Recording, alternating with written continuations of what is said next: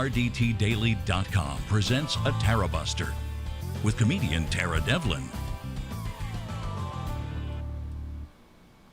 All right. Why does it do that? All of a sudden it starts again. I have to figure out every day. It's another technical problem. Hello, my name is Tara Devlin, and thanks for hanging out. We meet here, I don't know, whenever. I'm trying to do a show every single day. I want to do more shows because that's how cuckoo I am. No, I'm just kidding. It helps me a lot to do the shows. Thank God for these shows, because I feel like at least we're not going quietly into that dark night of fascism. We will hopefully win. I know we will win. I know eventually we'll win because we're on the right side of humanity. But hopefully we'll win in our lifetime. That's what I'm afraid of. And future generations will dig up our shows and say, well, look, see, they tried. They knew. They were doing what they could. All right. My name is Tara Devlin. This is Unapologetic Liberal Talk. And, oh, okay. Hold on. I'm trying to go live on ROKFIN, too. All of the sudden. Okay. So many places I need to be at once. That's why it's well, you never know what you're going to get on Tarabuster. So thank you for your support, and I can't do it without you. This is really a community show. We stick together, we win. That's our rallying cry, and it is a way of life, and it has to be here. And it's supposed to be, really. Isn't that the way human beings are made? We are made to be interdependent. And, oh, God, I just went on the, what do you call it, Patron page, and somebody else deleted their patronage. This sucks. So you win some, you lose some. So yes, I just lost one. But we gained. We lost, we gained. That's how life is. One step forward, two steps back. I hope that when people delete their patronage, it's not because... I hope it's something I said, rather than something going on in their lives where they have to tighten their belts. So I sincerely hope that you're still able to listen to the show, and please, I hope all is well. So, alrighty. But let's focus on the positive. Tonight's show is brought to us by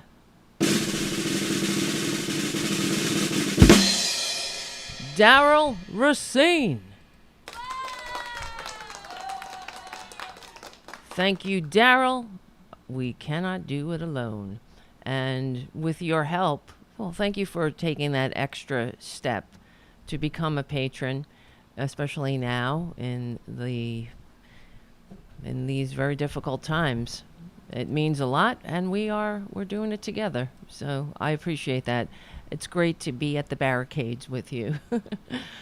All right. And please join our Discord page, everyone, so we can stay in touch in between shows. It's a good way to send me articles and whatever else you need.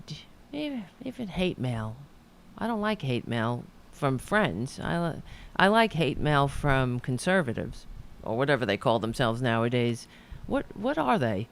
They're domestic terrorists. Right before I started the show, I noticed, this is not what I was going to talk about. Oh, and also Poppy Champlin's going to be calling in soon, so that'll be fun. Comedian and Tarabuster regular. She's a normal person, so she'll be able to talk me off the ledge. Thank you, Jim, for your super chat. And yeah, that's how we roll. We need it. Trust me, because we just lost a solid supporter. I hope all is well. So I can't name it. I can't name them. I won't. So All right. Well, right before we went on air here, I don't know. It's amazing where we live, isn't it?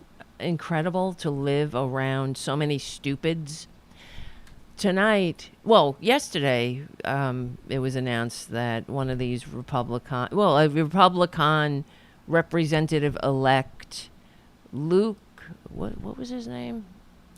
Luke, something weird. Wait, Letlow. Luke Letlow. I would love to hear the story of that family name. Letlow. He passed away of COVID. Well, they're saying he had a heart attack. He's a healthy man. Of course, here's where the Republicans get incredibly tedious. Oh, he didn't die of COVID. You see, they're just inflating the numbers. He died of a heart attack. But he was a healthy man. He got COVID, and it's a COVID-related heart attack. He'd still be alive if not for COVID. But you see how they don't want to take responsibility. They don't want to take responsibility for spreading stupidity, and they really don't want to, I guess, reap what you sow. We are the COVID capital of Earth, thanks to them. So really, they should be proud of their work, because Republicans, they're not happy unless Americans are sick and dying and in need of health care somewhere and at each other's throats. That's really what it's all about with the right-wingers. Divide and conquer. So Luke Letlow, curiously enough, well, not curiously, typical. There's a video of him not too long ago, because he's just the representative elect of Louisiana. Of course, Louisiana. So there's all this video of Luke Letlow at maskless events and giving speeches in maskless, non-social distancing campaign events, hanging out, walking into a room, an enclosed room with maskless supporters. So these people, first of all, let's think now, if this guy got it, who else did he give it to at these events? Every Republican event is a super spreader event. So Luke Letlow wanted, a couple of months ago, or I guess when he was running, he wanted us to remain focused on what the true danger that faces us. Don't be distracted by COVID, because the real danger, according to Luke Letlow, is not closing down the economy. Here. While we've been cautious, and I think both at the state and federal level, I think we've taken numerous precautions with COVID-19. We are now in a place where if we do not open our economy, we're in real danger. While we've been cautious, and I think both at the state and federal level, I think we've taken numerous precautions with COVID-19. We are now in a place where if we do not open our economy, we're in real danger. Why does it keep repeating? We're in real danger. Well, you're not in danger anymore, Luke. You're dead. You see how disgusting Republicans are? I feel bad for his family. Yeah, he has 2 young children. I only feel bad for them because I'm a human being. But they asked for it. His wife joined in these maskless events with the maskless children. It's really pathetic. These are the same people, of course, I'm somebody who is recovering. I'm a recovering addict. You guys know. I talk about it on the show. So these are the same people that would consider my recovery. Well, you brought it on yourself, right? Take some responsibility. Just show some. It's a weakness. Well, what is it when you're? Is this a weakness? Being willfully ignorant and not giving a crap about anybody but yourself. I mean, these people really believe that they're not manly if they wear a mask. That's what it's about, because of their Dumb Führer. He's given them the impression that they're not masculine enough if they wear a mask, because if you're only if you're man enough, if you're manly enough, you can not get a virus. It's really pathetic. But again, let me remind, well, I don't have to remind you guys, but it's not about them. You know, Luke Letlow, what was he, 41 years old with 2 young children? What a waste. What a shame. Well, obviously he was a Republican. I won't miss him, but for his family, that it's so unnecessary. But you see how vile it is for him to say, well, we are in real danger of, the real danger is closing the economy, because it didn't hit home yet. Republicans, they only see the light when something affects them directly. So when Luke Letlow, he was parroting the GOP death cult line. The problem is the economy. If we shut down the economy, that's when we're really going to suffer. Because ultimately, this is the bottom line. As I say all the time, we know the truth. Here's another example. These right-wingers, they don't get into politics for altruism. They're the only reason a Republican seeks office is to enrich the rich. They do it for themselves, to make themselves and their friends rich, to rig government in favor of the 1%. That's it.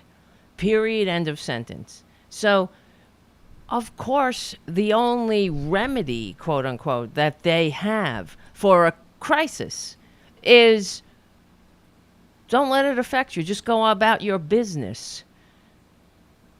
The real problem is the economy. If we let the economy close. Now, all over the world, they're facing the same crisis. But no other country has this kind of death rate and has so many sick. It's a failure of leadership that we have over how many people have coronavirus now? It's how many millions? That in itself is a failure of leadership and completely unnecessary. We're the only country that has that. These abhorrent statistics. So now Luke Letlow died. So he should be, I guess, took one for the team.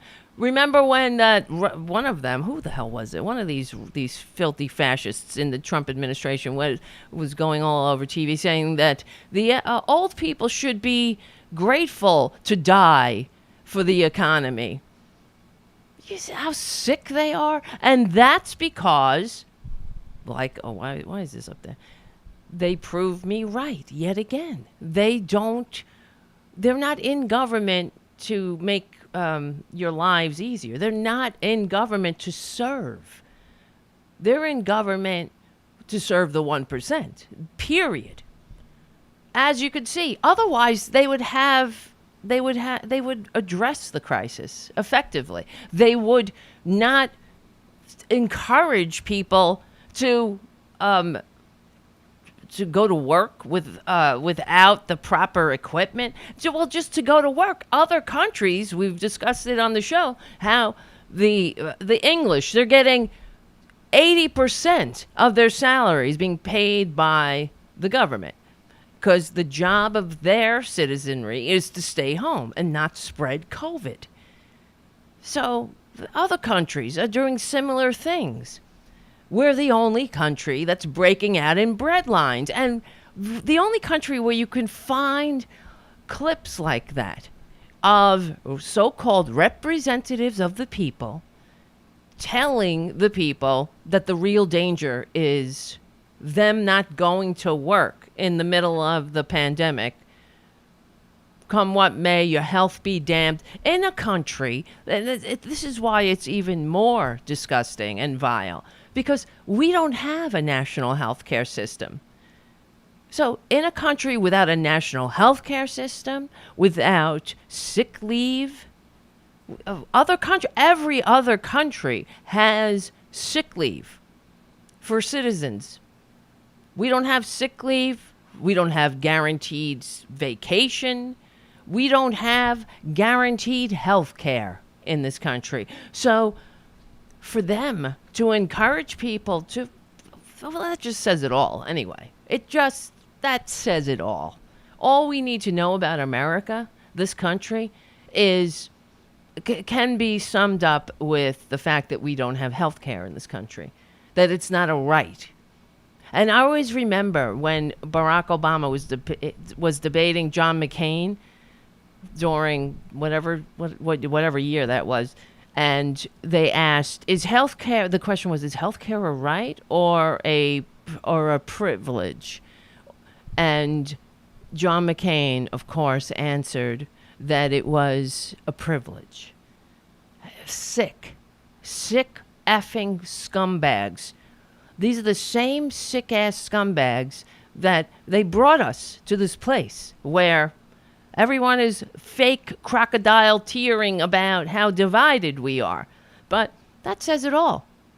We're so divided that we have right-wingers encouraging people, go to work, who cares, whatever, you bring it home, if you get it, don't worry, don't let it overcome and don't let it take over your life, you'll defeat it, even though you don't have socialized medicine like the Dumb Führer.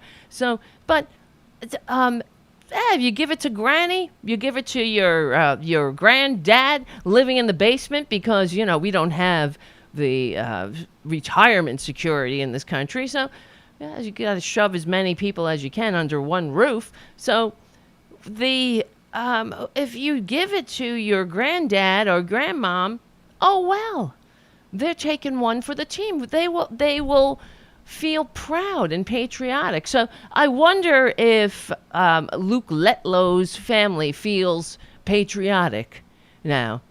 How their father, their son, their husband, brother, whoever. He was to them the friend that he did his patriotic duty, encouraged his fellow Americans to go out, not to wear a mask, to keep working, do not give a shit about anybody else but himself, to not social distance. Oh well, you'll show that coronavirus, won't you? To model that kind of behavior for the rest of us. Well, he's one that got picked off. That's how it is. Who will be next? And I wonder, as I was watching the video of this guy in different locations, different campaign events, meeting people. Of course, they're not social distancing. They're taking pictures with their arms around each other. It's like that idiot, the White Stone Republican Club here in Queens with the non-social distancing, the maskless conga line. It's the same epidemic of stupidity and stupidity, selfishness, and indifference. And which brings me to right before we came on air here. Let's see, hold on. Let me see. Where are you? Where are you guys? I gotta watch the phones. Poppy's calling in soon. Hold on. Oh, thank you, Banter Board, for your super chat. 20 days, 15 hours, and 45 minutes until we're rid of Trump. That's good. Yes, on RDT Daily, my website, RepublicanDirtyTricks.com, there's a countdown to the inauguration. So you can always check there, right on the front page. Just to the inauguration. I can't wait, really. You know what? Because this is what I want. I feel we've earned the right to watch, as patriots, we've earned the right to watch Twitler get dragged from the White House. I want to see that. I don't know about you. I think I deserve that. After 4 years of this shit, And more. It's even worse. It's not just him, because we know he's the symptom of the problem that has been, and that is only exacerbated by this sick-ass Dumb Führer. So, okay, right before we went on air, I saw this article in the Daily Beast. Maskless mob storms gourmet grocery in a city awash with death. So, but Michael Daly writes, they're a symptom of a psychic sickness stoked by President Trump. Absolutely. These people are sick. And they think they're like some kind of freedom fighters or something. So this has happened in Los Angeles, as people were dying in Los Angeles at an average rate of 2 every hour. Okay, I know I'm not reading that properly. And overwhelmed hospitals were turning ambulances away as oxygen and supplies were running low. A group of some 50 anti-mask protesters stormed an upscale grocery store after 3 p.m. on Tuesday. So this happened yesterday. Masks don't work, they chanted at the entrance to the Erewhon on Beverly Boulevard. It's a conspiracy. A woman in a red Keep America Great hat and a red hoodie with Beverly Hills Freedom Rally stenciled on the chest bellowed into a megaphone. Masks do nothing. That's why you can wear anything. I don't wear underwear over my face. I'll pull off my underwear right now and put them over my face. Well, that makes a lot of sense, lady. Put whatever you want to do. Put your underwear over your face. But get the fuck out, all right? Masks do nothing. California has a mask mandate. And I'm not sure if I'm pronouncing this correctly because I don't know the store. Erewhon, Erewhon. Erewhon. Police respond as maskless protesters force their way into Erewhon Market. Video shows protesters storming market without masks. Let's see. Well, no one hurt, it says. Right now, more will be revealed. Give it time. No one was hurt. I'm sure when the representative Letlow was spreading COVID at all of his campaign rallies, or whoever gave it to him, somebody gave it to him. I wonder how many he killed. How many died? How many are sick right now because they attended a Republican campaign event? Now, if that's not a prophetic statement, because they make America sick, literally and figuratively. Not only do they sicken your brain, they sicken your body, too. And they might just kill you. You want to be the one that's going to die? That's, what's the death rate? This is what these Republicans, the party of life, they say, oh, it's a 3% death rate. You vile, scummy, filthy hypocrites. I thought they loved life. They were all about life and America and patriots and all that. So, here, let me see. Oh, wait, hold on. This is an ad. Let's wait till the ad finishes. Okay. Erewhon Market.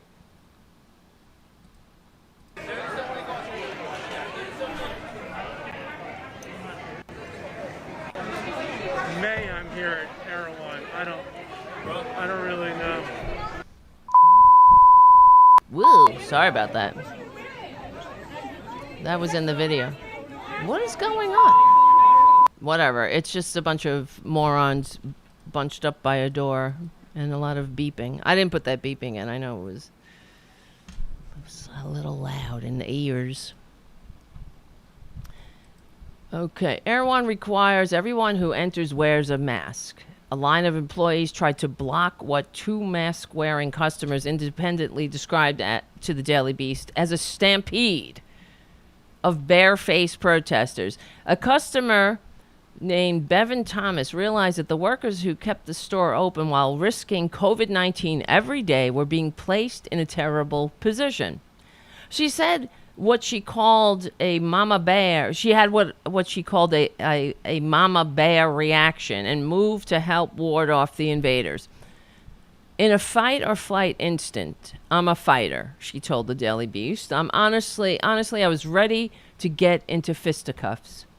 But then she caught herself. What stopped me was realizing that meeting them at their level was not going to solve anything. My higher self took over.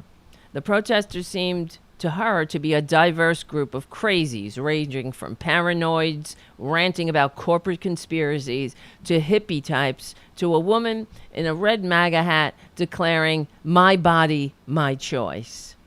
You see how they adopt the lingo? And this is what they always do this. They are the oppressors. And this is what Republicans, it's like they're Christian evangelicals who are so oppressed, even though they're 78% of the population. Well, not evangelicals, but Christians. And no one's picking on them, but they claim they pick up the mantle of the oppressed while they oppress. So they like to have their cake and eat it too. But they eagerly adopt because they know how full of shit they are. This is why I know we will win. Because you see how they do? You see what they have to do? They have to pretend that they're liberal. So they adopt the liberal phrases. My body, my choice. They understand that that's, but they're, of course, turning it on its head. Your body, your choice. Well, get the fuck out. Our community, our choice. It's not about you, you selfish little. But there you go again, Republicans. This is who they are. The center of the universe. They're incapable of functioning in a free democratic society. They want all the benefits of society, but none of the responsibilities that we have to each other. That's what it's about. Really. They don't want to share. So do they have to go to this store and act like assholes? Stores say you got to wear shoes too. You don't see them running around barefoot to prove a point. They think they have a right to go into somebody's store. They have the right to be assholes all day, all night. But we also have the right to set the boundaries and keep them to the boundaries in the middle of a pandemic. This is about us, all of us. We can't allow these children to run rampant and needlessly kill people. But that's what they don't seem to understand, that it's not all about them. All right, let's get Poppy in here. Let's get Poppy up in this bitch. I hope you can hear Poppy. Poppy. I can. All right, you can hear me? I can. Okay, good. And I'm just checking because we have so many problems with technical difficulties that you never know. So can everybody hear Poppy? Somebody say something, Poppy. Say hello, Poppy. How's it? Hello, Well, hello, Poppy, and it's so nice to have you back. You're looking swell, Poppy, I can tell. Poppy, you're still going, you're still going strong. Wow, do we lose every listener? I feel the room. Sway. Yeah, oh, the band. That's where you go into Carol Chan. Okay, he's saying it's Yeah. you can barely hear Yeah. Poppy, they're saying. How about now, guys? Oh, really? Yeah. And about I now? told you that we got What many difficulties. Wow. Take a lap, fellas. Take a lap. That's right. All right. Can you hear Poppy? You hear her through the headphones, Well, maybe but it's now can you hear her? I'm asking. Say something, Poppy. Fuck, man. Should I undo? Say hello. Should I undo my hello? Should I undo my earbuds? You need earbuds. Okay, I think I can hear you now. I think they can hear you now. You're in earbuds? Is it better? It's not Is the it better earbuds. It without was the earbuds? no. I think it was probably I had the Skype button down too low. Now, wait. Should I- Hold on. Should I Who put these the people? earbuds I'm getting conflicting reports on the chat room. So from the top. Banter board says can't hear her. Somebody else says sing lady sing. Paradu says sing lady sing. Okay, so you're looking at the chat. So I can barely hear Yeah. her. They're saying, Huh. This is fucked up. Somebody else just said now it's loud as fuck. Now it's loud. It's too loud. Really? Oh, God. You see? I need a producer. Ooh, baby. It's so And- great, Baby. And there's I nobody cannot wait that till can next help year, me. Because Why? next year I'm going to be back at the cabaret, and I'll be able to be singing my silly songs. I can't believe it. I judge myself so much sometimes by saying I here we sing go. silly songs, but I can't wait. Right. I think I got you now, Poppy. Hold on. Guys, Okay. can you it could be a tad louder. What about now? Say something, Poppy. I'm sorry. I know it's annoying. Just No, it's okay. I'm just wondering if I should put the headphones back in, or because I'm just talking through my phone. right. Should I put these Tell me if I put these headphones back in right there, next they're in, is that better? I don't know. I mean, you that sound any fine better? to me. That's why it's hard to tell.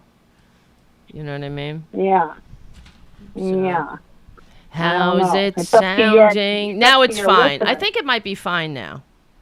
Not that it. I Okay, mean, by good. the time we're done with this, it'll be like 10 o'clock. We're like, how's it now, guys?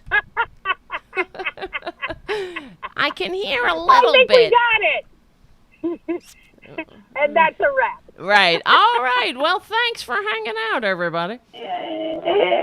Right. I feel. Don't you wish it was normal times where we can go? I feel the room swaying and the swaying. band playing. Playing. I wish I was I don't know. I wish I could do something that's. I don't know. Singing. I could have been a singer. I could have been a lot of things. Yeah, I know. I can hear that. You're a good singer. I'm a pretty good singer. I haven't been. I mean, when I was a kid, I used to love Judy Garland, so I would sing. I think I don't know if I told you. I think I might have told the chat room once. When I was a kid, I would every evening would go into my room, and I would open up the window, and I would perform all kinds of songs out the back window. Really? Yeah, I would say, okay, Oh my God. good night, Mom. Yeah, and then I would go upstairs. I would open the window and say, "Good evening, ladies and gentlemen. Tonight I will sing Over the Rainbow." Out your window, like Yes. that was your audience out your window, like the birds. Yes, out my window, and I would say, and I mean, I owned it. Oh yeah, let's hear it. Just go from right there. If Happy little bluebirds fly. Go ahead. little bluebirds fly beyond the Oh, rainbow. right. Why, Why? why Why? can't I Dun, dun, dun, dun. I love Judy. I always loved Yeah, Judy. she was I always loved. You know what? You know what was really disheartening though. I don't know if you ever heard the Judy Garland tapes where. Yes, I have. Did you hear? Oh, wasn't it horrible? Yes, and in fact, you know, I should play this. I bet you I have it still. You have one? Well, I had. I've had these. I mean, years ago it was rare. Now everybody heard them, but and Shannon, who people know from the chat room, when we used to work together, and we would play. You know, we both are big fans of Judy, and we played Judy's these. I mean, it's really sad, but I made It is. I'm gonna play this, even though it has nothing to do with politics. Years ago I made this. I hope this is working. Let's see. I made a rap, a Judy rap, out of those clips. So this is Judy Garland. What happened was she was going to write an autobiography with a ghostwriter, and they gave her a tape recorder to record her thoughts. So God help the person that tried to transcribe them. So because they got progressively more sad. In the beginning, it was like, I don't know how to work this machine, and then by the end, she was drunk and and just be like, I want my money. You took my money, right? Yeah, she was trash, man. Yeah. She's like, these guys take advantage of me. Right. They don't give me what I want. Right. And I'm not going to take it anymore. Poor lady. And that's why, well, in that Renee Zellweger movie, there were some clips, like if you know the audio tapes, they use some of the language from those clips. You know, like she would say, I pleased your wives. I pleased your children. I pleased you sons of bitches. So that was from I love Judy. But here, you want to hear the Judy rap that I made? Here it is. Let's see if it plays. Nobody cares. Nobody cares. Well, it's very loud. It's very loud. Nobody cares. That's a lot of nonsense. I've been a stupid baby. I'm gonna talk. This is so old. I can't hear anything. You can't hear it? No. Maybe I can't because I have my headphones on. Maybe. You should be able to hear it. You probably hear it with a... I'm gonna talk. Oh, okay, I got it. Sticky, stinky bunch to be caught up. I can't hear anything. No, wait, I can hear. Yeah, I can hear you, but you're echoing in this. Oh. And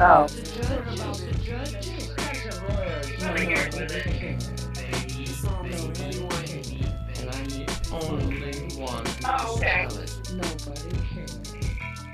I hate his guts. I'm a very revengeful person. And it's gonna be fun. Oh, poor Judy. Only one. Poor Judy is right. I've waited long. You know, we're on the chat. I'm chatting, and I'm telling it. You know why gay men love the Wizard of Oz? Why? Because it's all about the shoes. It's all about the shoes, wearing the shoes, the power of the shoes. It's all about a pair of shoes. That's true. Nobody cares. It's all about, it's a giant infomercial for the Wicked Witch of Nine West. All right, it's almost over. I don't know if you guys could hear it. Greg says he can't hear it either. Oh, man. And revenge can be very sweet when it is accomplished. But she gets paid. No, I'm gonna get paid. But I don't want somebody who is retarded running All right. and people who don't know what they're talking about. I can hear it through your And those days are over.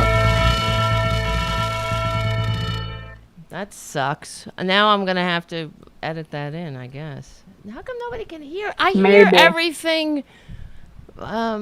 Everything sounds fine to me. Whatever. Anyway, so nobody heard that. They could just hear me rapping. Nobody can hear it. They could just watch me dancing. This show's How going the great fuck? for you. How do I fucking not know? Like, wait a minute. No, I mean, I hear. could hear it. I could hear it if I took my.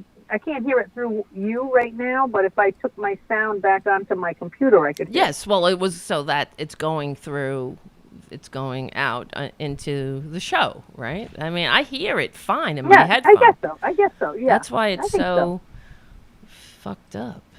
Everything's fucked up. All right. I am sorry that everything sucks. That's why I need patrons, and I went to the Patreon page. This is, we started the show tonight with me going to the Patreon page and seeing that someone had deleted their Patreon tonight. So I was like, oh, that's man. not a good way to start. No. So anyway, whatever. Sorry. All right. Yeah.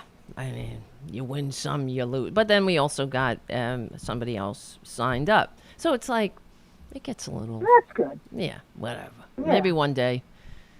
Maybe one day I can get to the this is what until that day, this is what you get.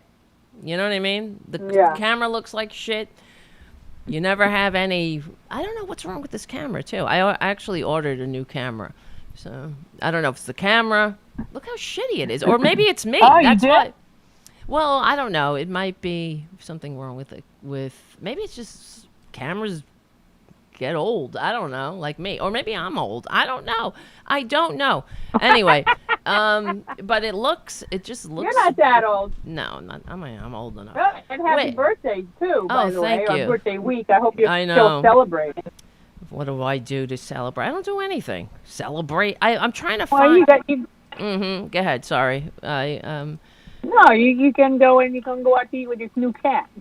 I go out to eat with him. Well, he probably doesn't want to go outside now that you've brought him in. He probably doesn't want to go outside he's again. really he's very he's very afraid if anybody comes over. I have a friend who she's a neighbor. She lives next door. She came over on Christmas we do our Buddhist. She's in my Buddhist group, my Nam-myoho Renge Kyo group. So she came over to chant and eat Chinese food on Christmas. And but the cat, wow. What do you mean, wow? She's not a girlfriend. She's just a friend. She's like, I mean, but that's quite a Christmas day, chanting Buddhist mantras. I can't imagine that's like a great day these days, isn't it? Isn't it? Right? Well, it's so much better than just sitting here, I don't know, and getting frustrated with this effing equipment. So I'm sorry, Poppy. Hey, I'm trying to. You just got a big donation. I did? Wait. Yeah, like $19.99 in euros. I think. That has to be JD. Euros. That's all. Yeah, right. JD. Oh no! Thank you, JD. See. Euros, that's got to be $40. That's not 20. Euros is double US, right, isn't it? Right. I don't know. Double. It's not double. It's like it's a little bit more. It is. It's very close to double. Well, it used to be when I was over there. Is it? Okay. Thanks. Even more, JD. And thank you, Jim, for your super chat and banter board. And Jim again.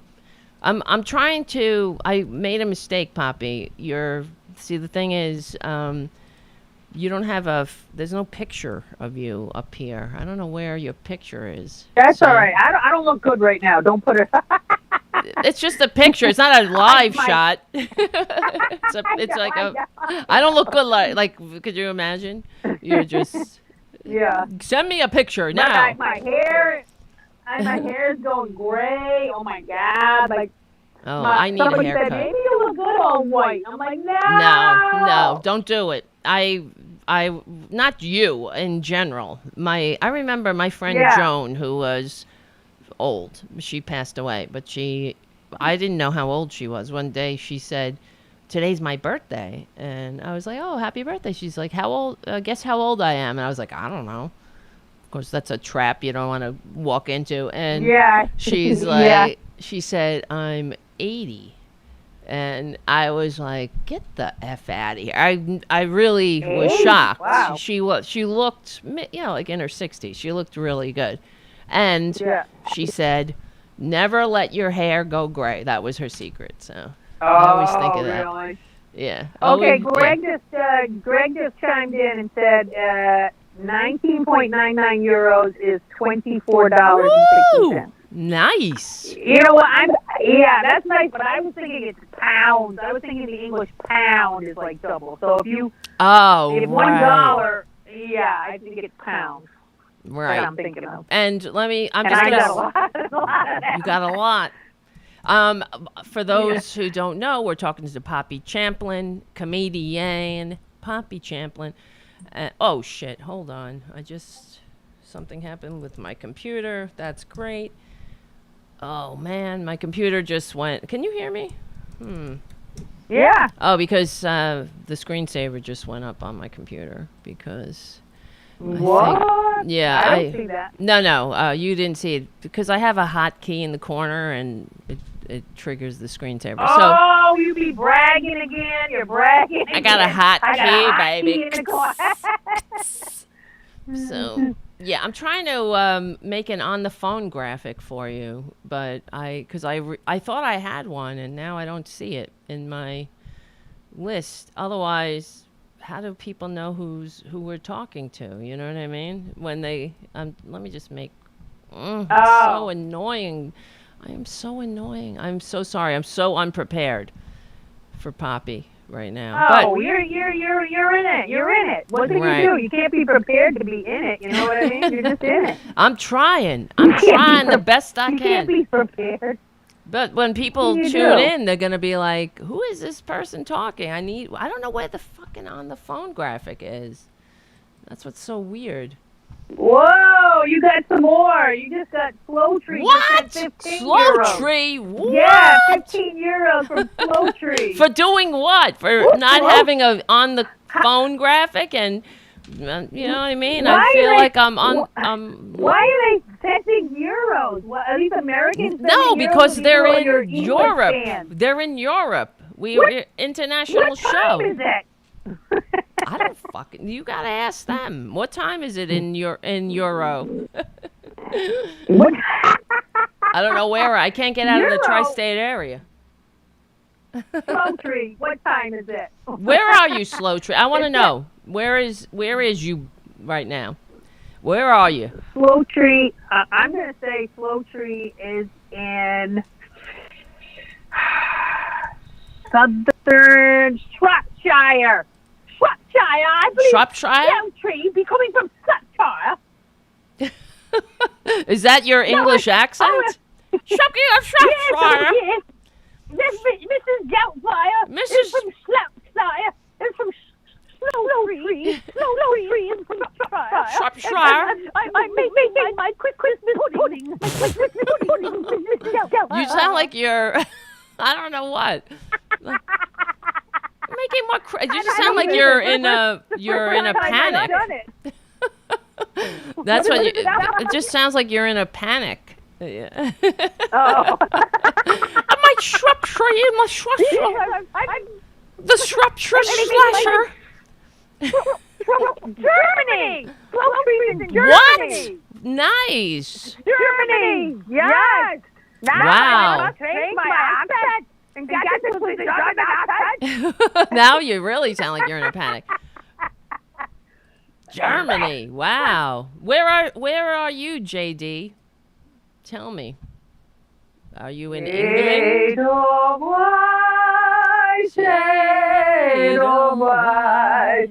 Deutschland will be happy to see you. That's not very good. JD's in London. Wow. It's 1:53 in the morning. Wow, that's amazing. Do you tell all your Yeah. friends about Tarabuster in London and tell them that we hate Twitler too? And I got to get out of here. I need I could get my. Can I come over? Get out of here. Can I come over in I London? gotta get out of here. I could get my Irish citizenship. I can become a citizen of Ireland and get the F out of here. That's what I got to do. I got my, Oh my God. grandparents' birth certificates, and I got to get their death certificates, and my father's birth certificate and death certificate. Oh And then my I can God, register. You should do it. Yeah, I can register as a foreign birth. And then I've been saying this for years, though, that I should do this. I want to come. I want to go. I know, but what do I just, you know what it is? I need to, where am I going to do? What am I going to do? Just show up somewhere and be like, I got no. Yeah. You don't make a plan. You just do it. You just go. Oh, that's good advice. Don't make a plan. I'm Just part go. Irish too. Is your grandparents from Ireland? Are they? I don't know who it. Somebody is because I'm fat again. That's what. You're fat. That's I'm fat COVID, again. honey. I'm from the Fadigan. The fat? You're fat again? What? Yeah, I'm from the Fadigan family. Oh, is that? I thought you meant you fat again. F-A-T. Well, that's the joke. I don't know what's happening. That is the joke. Oh, I see. Somebody, IGT is in Africa. Oh, no. What? Africa. Where's Where's that? Arica? Where's Arica? I don't know anything. Arica. A-R-I-C-A. Is that somewhere in Europe? Let's see. We got to do a Arica. Zoom. Arica is, where is this? Arica is a port city in northern Chile. Wow. Oh, my God. Known for its How'd you surfing know that? beaches. I just know these things. What? It's called the internet. Near the center, a path climbs up the Morocco Arica Hill, which is sweeping views, and Museo Histórico de Armas War Machine, designed by French architect Gustave Eiffel of Eiffel Tower fame. In metal and wood, Gothic San Morocco Cathedral dates from 1876. Very interesting. Wow. You're in Arica, in Chile. What? Wow. So we have a lot. We're an international show of mystery. You are, yeah. We are. This is great. Greg says you would like Ireland because they have a week-long gay celebration every year. Oh, yeah. I would like that. A week long? Wow. That sounds like That's Saturnalia. kind of amazing. Yeah, well. Sounds like what? Saturnalia, which is the precursor. It was the Roman, we did a whole Saturnalia show on Christmas Eve, because that's the precursor of Christmas, for Christmas. So it was Saturnalia before there was Christmas. So, that's how it goes. The Saturnalia was a big festival. We're honoring Saturn, the sun god, right? So that's where we get. Where do you get Jesus from? Son of God, right? And so it was a week-long celebration of Saturnalia that included gifts and merriment, where the world was turned upside down. Slaves were set free. So the masters would serve the slaves, and anyway. Yeah. Well, we don't want to miss Hassam Yilmaz. He's in Turkey right now, and it's 4:56. What? There's somebody else? Yeah. What's going on? Yeah, 4:56 in Turkey. Wait, AM or PM? Turkey, yeah, probably, yeah. No, you're probably in Turkey? Oh, no, wait a minute. Turkey can't be that far ahead of England. I don't think. Wait, who's in? Then he says goodbye. He's got to leave. I don't see this. Where is this? Is in the chat room? Yeah. Wow. We got a lot of people in there, all over the world. Taradu says she's horny.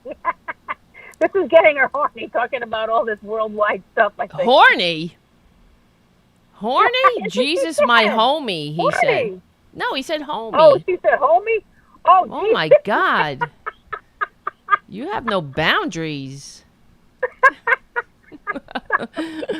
You're embarrassing us. I'm sorry, no, Paradu. I know. I'm very sorry. Paradu says I'm horny. Talking about what? The world? I got to get out of it. This world is... I mean, it's interesting to know that we have so many international fans or whatever watching. Yeah. Or maybe they just like watching a car wreck. I don't know, but they I wonder what it's like. I'm sure. I mean, I can put myself in your shoes. What it's like to look from outside in at this wreck of a country that the United States is. What it must be like. If I were living in Ireland, and I've said this before, and I was looking out at the United States, even in Canada, if I was living in Canada, I'd be like, what the fuck is wrong with them? Yeah. I'm so glad I'm here. TikTok today saying how, Who did you see? Ridiculous. Like, they're getting so much money for them to stay home, and they're like offering us $600. Oh no! Right. Who did you talk to? You said you saw who? No, I saw this guy on TikTok. I watch TikTok yeah, you're a TikTok addict. Yes, but no, I know they. I'm not an addict, but no, it's true. Yeah, they. This is what's so disgusting. $600? What? I know. That's it? No. You fucking fuck. After all this? What are you gonna do with $600 when you're behind in your rent fucking 5 months? You know? It was just. It's disgusting. Just so unbelievable. I don't understand how McConnell, like, where did that face come from? Oh, who votes for a face like that too? He is disgusting, and he's married to. This is what I see when I see somebody like McConnell. I'm like, and I'm still single. I'm like, what the fuck is this? And look at McConnell. You know? Oh my God, he's like a cross between. Who said it the other day? It was like what was that cartoon? Oh, Jiminy Cricket. Oh, and maybe a ball sack. I don't know. He does. He looks like he's disgusting. He is vile. And then when they had the vote for raising it to 2,000, 2,000 in itself is too little, too late. So $600 is a fucking insult. It's like when you go to a restaurant and somebody does, whatever, the waiter gives you bad service and they leave a penny on the table. I mean, that really just says we fucking have no respect for you. That's what he's saying. And then he's gonna block $2,000, and then these fucking Republicans are like, oh, we're worrying about the deficit now that they funneled $500 billion into the arms of the rich, where the rich increased their wealth in this pandemic, $500 billion, by the way. So on top of everything else, on top of the GOP tax scam and it's so insulting that, and it's also when I watch the people on the bread lines and all this, why don't this is why the Republicans, they've been so effective in dividing and conquering us, because that bread line is the perfect place to organize a resistance. If this were the French Revolution, it was another time. The people would be like, fuck this shit. And they would, just like with the Black Lives Matter movement, the reason Black Lives Matter was somewhat successful, even though you see how it's cooling off now, was because they didn't take... No, they didn't. When they said, "Okay, we have a curfew," they were like, "Fuck your curfew," and people stayed in the street. That's what you have to do. And then you saw the Nancy Pelosi and the rest of the Democrats kneeling in the well of the House and all doing, tripping over each other. All of the Confederate statues coming down, the statues of traitors. All of the sudden, Alabama says, well, now I see how offensive it is to have that flag of losers and traitors. Now they're changing their flag. So it happened because people got organized and said, fuck this shit. We're not taking this shit. And they stayed in the street. Yeah, but what are we supposed to do? Go into the White House, bash in the doors and go make our own money? I mean, no, it's not that. How do we do it? I will tell you. what you do. You will? Yes. I will. I know what we need to do, but this is why they have You do? Yes. I'm telling you. Listen. What? We need We have to kill people. No, it's not about killing people. In fact, as soon as you start that, you've already lost, because then you will never win. So you only lose. The only way you change a government is by civil disobedience and non-violent, peaceful civil disobedience. That's the only way anything changes. And there's many books about this, and you could just study the different periods in history where this has happened, even during the civil rights movement here. The civil rights movement, the hearts and minds of the people started to change when they saw the video or the TV screens, whatever the black and white images of people getting attacked with dogs. Whose minds are you changing? Whose minds are you changing? You're changing the whole Senate.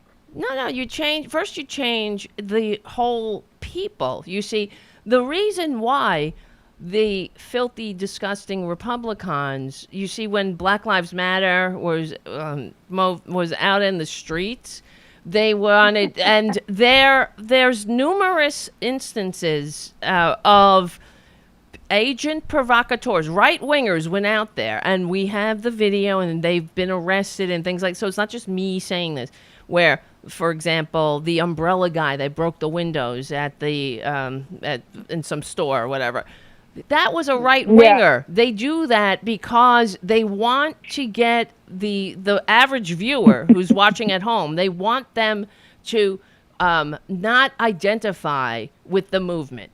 So, for example, in the civil rights movement, when the police turned fire hoses on peaceful protesters, and they turned dogs. There's images of dogs howling, snarling dogs, snapping at peaceful protesters, and the cops came out and beat them. And that's when the people of the country were like, this is fucked up. And like John Lewis, they didn't strike back when they got knocked over the head, because you're fighting for the hearts and minds. And as soon as you strike back, you've lost. Then they can call you a mob. And that's why the filthy, disgusting Republicans worked overtime on their propaganda channels.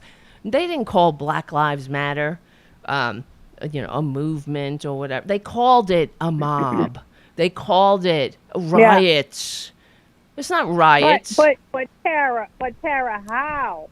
How are you going to change those people in the House, in the Senate, they all? Yeah. No, it seems like the more I watch, the more I'm thinking they're all in on it. You know what I mean? Oh, yeah. How the hell do you change all of it? Oh, it doesn't happen overnight. We didn't get here overnight. I mean, it's been 40 years of my entire life. They started whittling away, but at the American middle class, and it happened from both sides, and into that economic disparity and upward immobility. Of course, they use racism, the racial discord in the country, and they exacerbate it because that's the worst fear of the elites, the ones who buy the politicians and own government. Because they use racial discord to keep us apart. You're never going to be able to stop it, though. You're never going to be able to stop. To stop what? You're not going to be able to stop a guy that is in power, and then you got this other guy who's got $1 million and says, "Hey, I was going to give you almost all my $1 million to make sure that you pass this water bill." Right. Okay. It's like, how are you going to stop greed? You're not going to stop greed. No, but that's why you got to get money out of politics. I mean, this is all a process. This is money in politics is the root of all evil. And you see what the people would do. If the people were unified, we could force that kind of change, and they would have to abide by it. And what you see what happened with Bernie, he's not taking any corporate money, and then you have AOC running her campaign, not taking any corporate money. I mean, that's how completely funded by people. And all of the members of the squad, the same thing. They're not funded by corporate money, but it has to get to the point where, I mean, it's just corrupt to begin with. When you're bought, that's why it's disgusting. And you hear like the likes of Pete Buttigieg, like, oh, what do you mean? Are you saying that I'm influenced? But yes, you're fucking influenced because you're a human being. You know, I mean, you can't help it. I mean, you can help it, but you dance it's hard. with the ones who brought you to the party. Look, I made you a nice, while we were talking. Did you make it? I did. It. There it is. Where is it? It's on there. You gotta look. It is. I don't see it. It's I gotta coming. look on my phone I think there's a delay watch. on the. Oh. It's coming. Don't worry, it's coming. I trust you. I trust you. Mm-hmm. Boom. There it is. I see it. There it is on the phone. Right. Oh, see, I did that while we were talking. Is your kitty on the keyboard? Not yet. It's kind of a forwarding question. Excuse me, a little bit private here. That is a very private question. Is your kitty on the keyboard? Wah, wah. Wah, wah. I like that. I know. That's a good double entendre. Get your kitty on the keyboard. Yeah. Get your kitty on the keyboard. So, okay, what was I saying? And then, okay, here's the thing. I know how to fix this country, and that's why we need to get it. Wait, oops, I put my thumb over the camera. Whoopsie, don't do that. I need a nice camera. Do they have cameras that don't make you look like shit, or is this it? Is this the way I look? That's it. That is the way you look. I was like, in shock. What? I woke up like this. Look at this fucking hair. I need a haircut. So anyway, you look good all the time. You always look good. Really? You always look You're fine. very nice to say that, because in my mind, I'm tormented. I don't feel good. I don't look good. I look at myself. I'm like, I know your mind is tormented, but your face isn't. oh, So see, that's nice. I need you on the show. That's why you have to get. You need to become a ROKFIN. I'm just telling the listeners. Become a patron, and also subscribe to ROKFIN. I ask a lot, I know, but I know it's tough. That's not asking a lot. Well, I mean, if you got no money, it's difficult when people don't have any money. But oh no, my camera, you can't see that you're not on camera. Computer just went down. My computer just went down. What? But I didn't. I'm still on. Now you're on the computer, yeah. So, okay, this is why people like the show, I believe, is because the fact is we know how to fix this country. We do. That's why I call it unapologetic liberal talk, because we're right. We're on the right side of history, and I know how to fix the country, and I do. I have said this. You know, Mary Edwards was on the show. She's an African-American singer, composer. She's an old friend of mine, too. And we were talking. She had an incident on Staten Island that went viral, where she was, one of these videos. It ended up in the news and all that, where some fucking dumb, white Trumpanzee asshole started calling her the N-word, like for no reason. It was just really sick.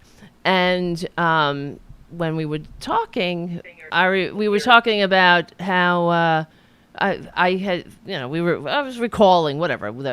I said, remember the last time we were hanging out? I told you I know how to fix racism in this country. I mean, I really do. I do. You do? Yes. You want to know? Wow. And then when she said to me, like you say it, right? They're like, yeah, okay. You know how to fix racism? Good luck. How? And when I told her, she was like, oh, Okay. Yeah. Okay. Here's how you fix racism. Okay. You won't. Okay. Oh, listen, guys. I'm listening. We won't ever. I'm not talking about fixing somebody's heart and making them feel like they want to not be a racist. Okay, that's a whole other story. But it's sort of like in recovery. You know, where I'm in recovery. So the audience knows that, and so. But when you first get clean, you don't really feel like getting clean. You know what I mean? And every day, Right. That's why it's a struggle. So in the early recovery, it's a struggle. But you stay clean anyway. You that's why you go to meetings. You know, you stay sober one day at a time. You do it anyway. One day at a time. Yeah, and then you bring your ass, and eventually the mind follows if you don't pick up a day at a time. So it's really about action. It's about that. I mean, really, the bringing your ass in the mind will follow. That is a spiritual law of the universe. So just like water will always freeze at 32 degrees, and you can't love somebody till you can love yourself. I mean, these are all laws of the universe, and one of another law is bring your ass and the mind will follow. I mean, that is the way it is. You don't wait. You don't wait to feel better. You just do it. I don't think it's quite like that. I don't think it's quite like that. What do you mean? Bring your ass on your Bible. Yes. I don't think that's not a direct quote, I don't think. Bring your ass and the mind will follow. That is a spiritual law of the universe. That you don't have to wait. You don't have to want to do it. Like it's like going to the gym. Yeah, or building a habit, let's say. Building a positive habit. You don't have to feel like doing it. You just do it. You just have to do it. Yeah, and then exactly. you see how your mind changes. That's really how it works. I'm telling you. I'm telling everybody. I know by experience. And the way we do the show, we do it anyway. That's why I always say, do it anyway, right? Yeah. So you don't wait for the perfect time. But so how we fix racism in this country, this is why it drives me insane, watching Joe Biden and all these fucking middle-of-the-road, mealy-mouthed Democrats saying how, look, I have... I'm going to pick an African-American, whatever. That's a token, the most racist administrations. No, it's good. It's good. It is good. But that's not a policy, Having a person, see, for example, Lester Maddox, we've played the video on the show, which he was one of the most racist Georgia governors in American history. He's somebody that shut down his own restaurant because he didn't want to serve African Americans at the counter of the restaurant. When restaurants were integrated, he shut down his own restaurant rather than serve somebody with darker pigment. And then, but he boasted on Dick Cavett's show how he had the most diverse cabinet in Georgia history, and that was true. But what did it do? What did he follow it up? And then what's his name? Jim Brown, the football player, was on the show with him, and he was like, "Well, did you get any? What you must have got in trouble with all the racists for all the great things you've done for African Americans." And but the fact is, he didn't do shit for African Americans. He just had some tokens in his cabinet that he could say, "Look, I have a diverse cabinet," but it wasn't followed with any policies. Do you know what I mean? So here's how I'm not kidding. How we fix racism in this country is get to it. We have to. Get to it.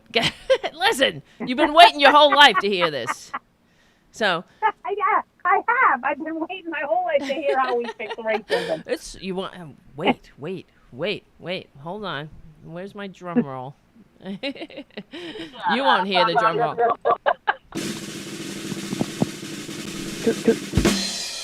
Oh my God! How much you pay for that? Oh Christ! What are you, my mother? My mother always did that with the money. I had to always say how much something cost. So, She would give. Really? Yeah, she was annoying. Well, because she grew up poor, so she was always like, "That, you know how much that was?" Like for Christmas or whatever, she'd be like, "That was $19.99." Oh no, she would tell you how much. Yeah, your yeah. presents were. So I would be Oh. like, "Wow, Mama, thank you." She goes, "I just want you to know it wasn't, Okay, it's we- not we- cheap." Come on, you're in the middle of telling us. All right, this true is answer perfect. Okay, and now it's going to be anticlimactic. Everybody who watches the show already knows we fix racism by making e pluribus unum our action plan. All right, everybody in, nobody out. Reparations. Not reparations, but What? but true, it is kind of reparations, but it's not, because it is almost like reparation. This is actually, you're right, because universal health care, universal higher education, universal living wages, they need to be presented as reparations. Do you know what I mean? So yeah. where Yeah. I like it that. is. It's true, because it's FDR. We have a model for this. FDR created Social Security, or Socialist Security, as I like to call it, as a universal program, so it would belong to everybody, and no one could scrap it. He said, "No damn politician can scrap my program." That's exactly what he said. So, Really? same thing with these policies. Universal health care is reparations. And it also, because when you help somebody, when you help somebody else, you help yourself. That's another spiritual law of the universe, right? That's true. That's And true. Yep. so how we heal our racist division is not by saying everybody under $75,000 a year gets $600. That's not unifying as a community. No, then you start feeling like, well, I make $76,000. I didn't get $600. What? You start feeling resentful against people who are lower on the ladder, and this is what they do. So I don't think that's true. yes, it is true. What are you talking What? about? I don't think that's true. Oh, what's People not that true? make over $75,000 a year aren't going to be resentful. No, about $600 that's not bucks. true. No, not maybe not about the $600, but for example, I'll use my sister as an example.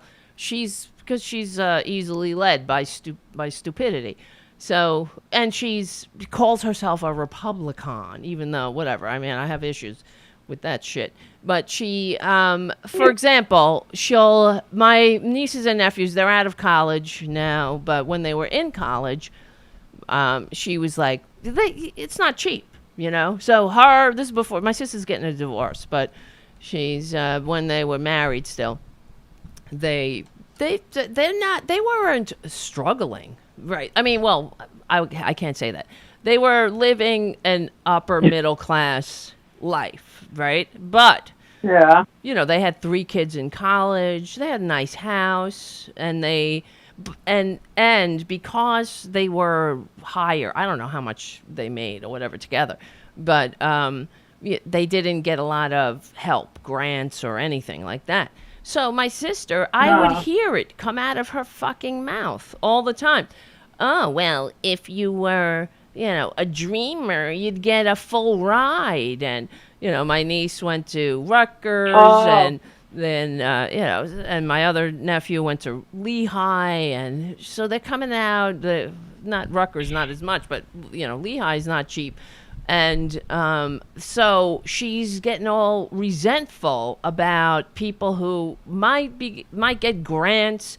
So I said to her when she said that to me, "Oh, well, all these dreamers are getting a free ride at Rutgers when my niece, your niece has to pay the full fare, and that's a trap." And I said to her, well, instead of getting angry at the people who are lower on the ladder, why don't you turn your anger where it belongs, at those who make the laws, who divide us up into these groups? In my opinion, if you're able to go to college and that's what you want to do and you want to study, then we should have universal higher education. Maybe not Lehigh, right? If you don't want to go to a certain school, but a public college like UCLA used to be completely free. So we invest in each other. And we're almost there, aren't we? We're almost there. Almost where? Free college? We're almost, well, Biden's going to give us free college, No, he's right? not. He's got unless I'm mistaken, he's got a plan like Hillary had, where you, under a certain amount, this is what they do, and it drives me fucking sick up a wall, because they fall into the trap. And I do the show, so I want to ask people who agree, and I think if you're normal, you would agree, because this is the truth, that we have to push these Democrats to say, like, no, stop dividing us, because they're fucking dividing us too, saying, oh, if you're under $125,000, you'll get a free ride at a public college. Why $125,000? And then and Pete Buttigieg, who's another one I can't stand, he's like, well, I don't want to pay for rich kids to go to school. Well, you pay for rich kids to go to public school now if they want, to public school up to age up to the 12th grade if they want. So what the fuck? It's the truth. So why what do you mean I don't want to pay for rich kids to go to school? What they're doing, that is another divide and conquer strategy. That's another. So don't cry to me. And then in another breath, they'll be like, oh, we're so divided. Well, they fucking divide us. So stop dividing us. There are certain things that we do together that we will do better together. Like, we don't have various water companies. We have one water company, and their standards, and they inspect the water, and you know what I mean? So there's things that we do together that we need as a civilization. The same goes for what other countries know that they've learned years ago. Universal health care. We do that together. We could do that better together. And it also unifies the country. So you're talking about racism? So now the way it's set up, if you're really poor, you can get Medicaid, right? So it's a trap, and it shouldn't be that way. Then that's when people on Medicaid, then you have fucking people on, for example, they come into the show sometimes on the feed, and they'll write something stupid, and like a Trumpanzee will come stumbling in and say, like, oh, I don't want to pay for, and that's why we need to have universal programs, because then it's there for everybody, and some moron can't be like, I don't want to pay for you. You don't want to pay. No, we're in this together. That's what a civilization is. And if you want to have a unified civilization, it has to be everybody in, nobody out. And it's also, you're talking about, it's racism. So let's put that in action. Put a healing, unified view of what it means to be an American. Put that in action. Whether you have lighter pigment, you look like me, like a ghost, or you have darker pigment, we're in this together. So if we definitely are our brother's keepers. Problem. I forget That's what you said. It wasn't 40 acres and a mule. No, what was it is universal programs will solve it. Universal health care, universal higher education, funding education out of the property tax, not property, what am I talking about? That's the way it is now. Funding education out of the general fund. This drives me insane too. Whenever I'm watching corporate media and they're like, oh, what about the good schools? Because now in other countries, you see, they have fit their schoolrooms with proper ventilation because of COVID. And they put up dividers and whatnot for kids so they could go to school safely. Here, we can't do that because we have good schools and bad schools. So they on corporate media, they were like, I was watching the corporate media driving me insane, and they're like, oh, well, that sounds like good for the good schools, but what about the bad schools? So in the low income areas that don't have the resources. Now listen to that kind of phrasing. What about the bad schools in the who don't have the resources? Why are there bad schools that don't have resources? Because racist ass fucking policy, excuse my cursing, but it drives me insane. They deliberately made schools funded the schools out of property taxes to keep people in their place. That is it. So on corporate media, that they don't have to sit there going, please become a patron, please become a friggin' patron, but they have all these eyeballs, people listening to them. They don't even see the forest through the trees. So they're like, what about the good schools? What about the bad schools? And I'm sure when they were discussing, oh, what do we do with the bad schools? They probably felt like they were being very egalitarian, but they don't even see. What do you mean bad schools? The conversation should be, why are we funding education out of property taxes? Why are we holding on to these racist-ass policies of the past? And why not? Why don't we fund our schools like every other effing country out of the general fund? You pay your taxes, and then every school is a good school. You know what I mean? So it's it's not about, oh, you don't have resources in certain areas. It's a setup. So that's how you fix racism. You don't fix people's hearts. You're not going to say they're not just by, that will come in time. It's bring the ass and the mind will follow. You have to stop separating us by all these different, especially on economic lines too. So let the rich, if they want to go to public university, go. So shut your effing mouth, Pete Buttigieg. And if I hear these Democrats say these things, it drives me insane because they're just as bad as these right-wingers who they divide and conquer us too.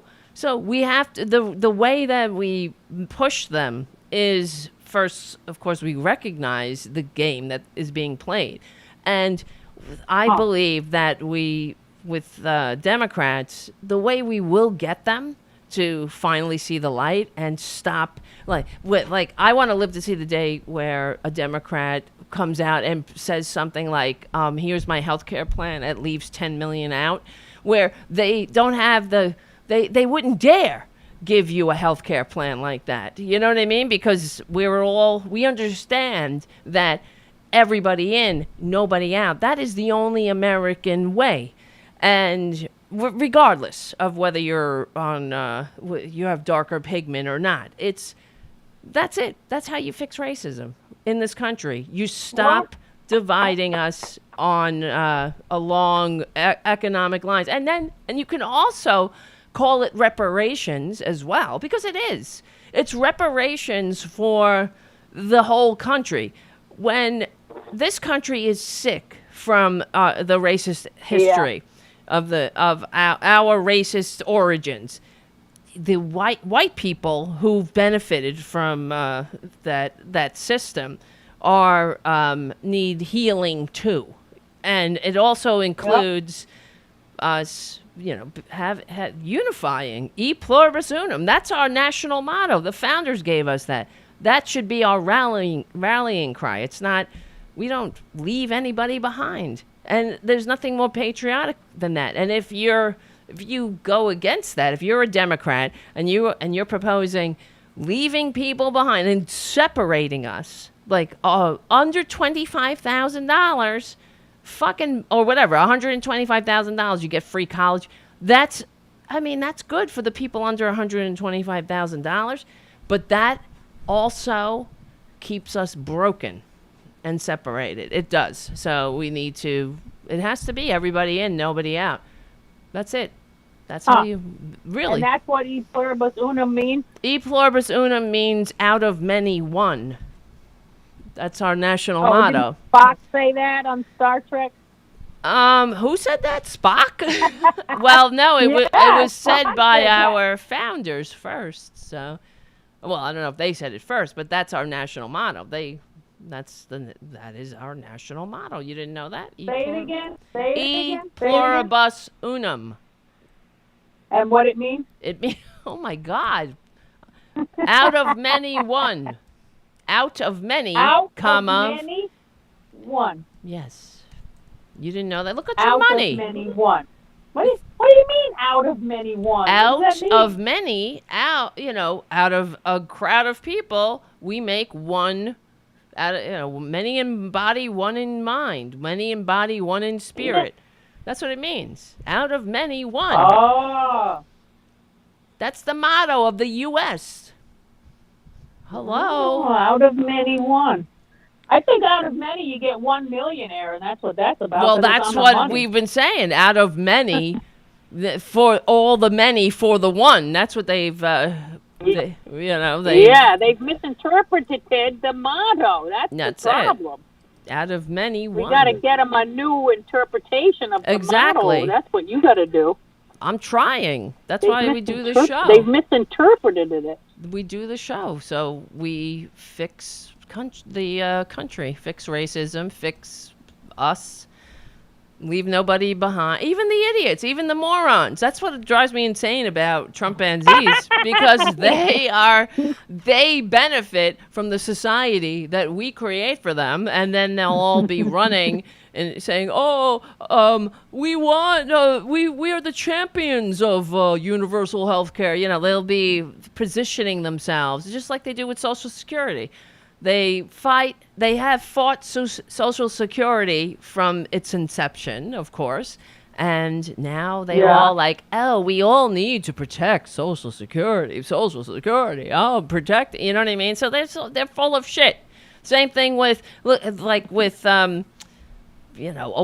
Oh, they hate Obamacare, but they love all Obamacare's provisions, like their pre-existing conditions protections, so they make me sick. They don't seem to understand that how sickening they are. Why is my camera blurry now? What is going on? I got on the Obamacare. I got Obamacare. I got on Medicaid. I got on all of them. I get every grant that I can possibly apply for. Good. I'm poor.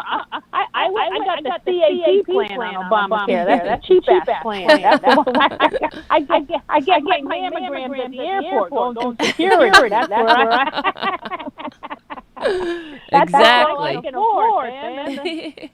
No, but it's a good plan. It works really good. I had that cancer. You had that cancer thing. I had that little cancer what in happened? my left hip. Tell everybody. And it was just a little lumpectomy that I had to go through, and I feel like I was a guinea pig, and I didn't have it at all. But what do you mean? Man, that covered like the majority of it. Good. Really did. I Yeah. hardly had to pay anything. Well, you shouldn't have to pay a damn thing. That's for sure. It drives me crazy, but it should be free. I mean, Medicaid works good. Right. Why? I mean, you shouldn't have to. Poppy is in an echo chamber. I am? Oh, dear. Let's see. Wow. It's my stupid, the way that I... Let me see. Hold on a second. Hold on. Let me see. If I get this run... Let me see if I can get this running. Let's see. Say something, Poppy. Okay. Okay. So then they went to do the... Let's see. How about now? How's the echo now? So them, the drugs are kicking in, says Pardue. The drugs are kicking in. But I'm wondering... Wah. Because I turned something My speaker down. is on. And I'm thinking that... Your speaker is on? Is it better now? My speaker's not on. I'm hoping it's better now. Echo's gone now. Okay, good. Because I turned down I turned down the lever. And I was like, Good let's for see you. if it works. Look, I got cat hair all over me. Great. Much Great. better. Good. I'm glad. Thank you, JD, and thank But you, you know Banter what? Board.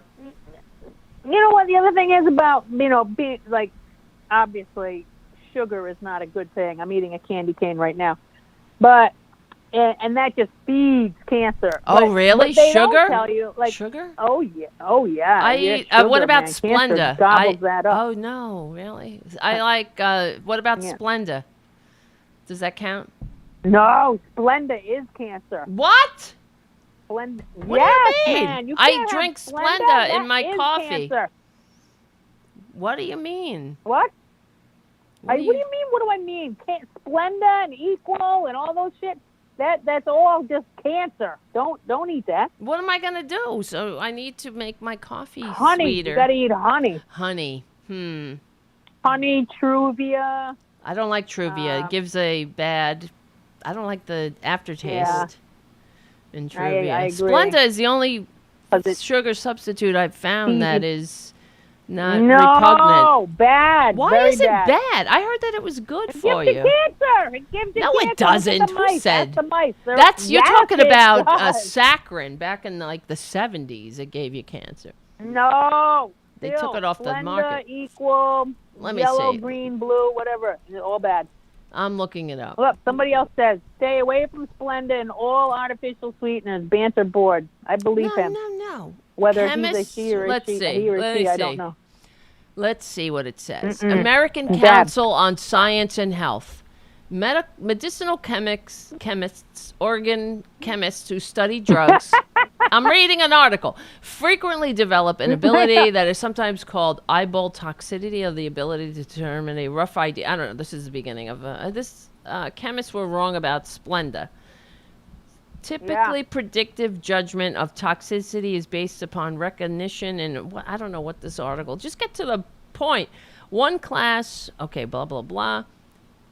Even if you are among the millions of people who hate chemistry, know nothing about it, or both, it is pretty obvious that sucralose contains 3 alkali halides in the same molecule. This is what it. Sacred chemists. Why do I need to know that? Just tell me if it gives me cancer. On paper, it looks like it could be a reactive molecule, so how can that be something that has 3 possible hotspots? This is obviously not the right article.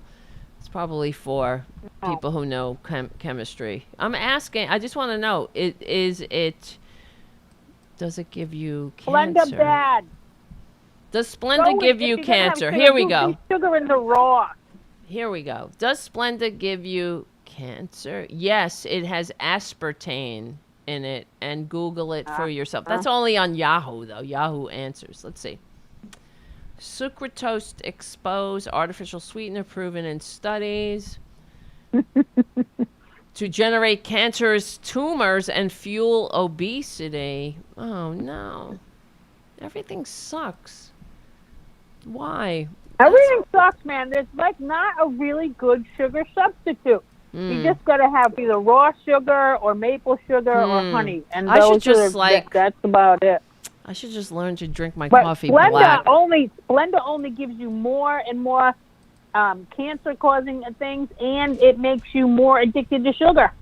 Fuck. Splenda makes you want sugar more. I So cannot then win. you eat more Splenda, and then you get cancer. I only use Splenda in my coffee. That's the only time I use Splenda. Yeah, but you drink a lot of coffee. I mean, I do, I guess. Maybe not a lot. I'm trying to cut down. But coffee's not bad for you at all. It's good for you. Coffee is bad for you. No, it's not. Look at you. You're ruining my life. That's my last drug. Coffee is I good know. for you. No, coffee is fine. Coffee's fine. It just yellows your teeth. You use teeth whitener, though. That's what I do. I gargle with teeth. You know what I like? whitener. I like the new toothpaste that has charcoal in it. So now I brush my teeth with this black toothpaste. Has anybody Oh. tried that? I haven't tried it. Is that? Oh my God! What does that it's do so for you? Funny. It makes It's your kind of teeth new. black? It's got charcoal in it. I might have to order this. While you're brushing your teeth, you smile and you have like this face full of blackness. It's amazing. And what's so good I like about it? What does it do? It makes you Well, the whiter? charcoal cleans your plaque off better, I think. I need that. I got to do that. Yeah, it's good. Yeah, I like Wow, that. I'm learning a lot.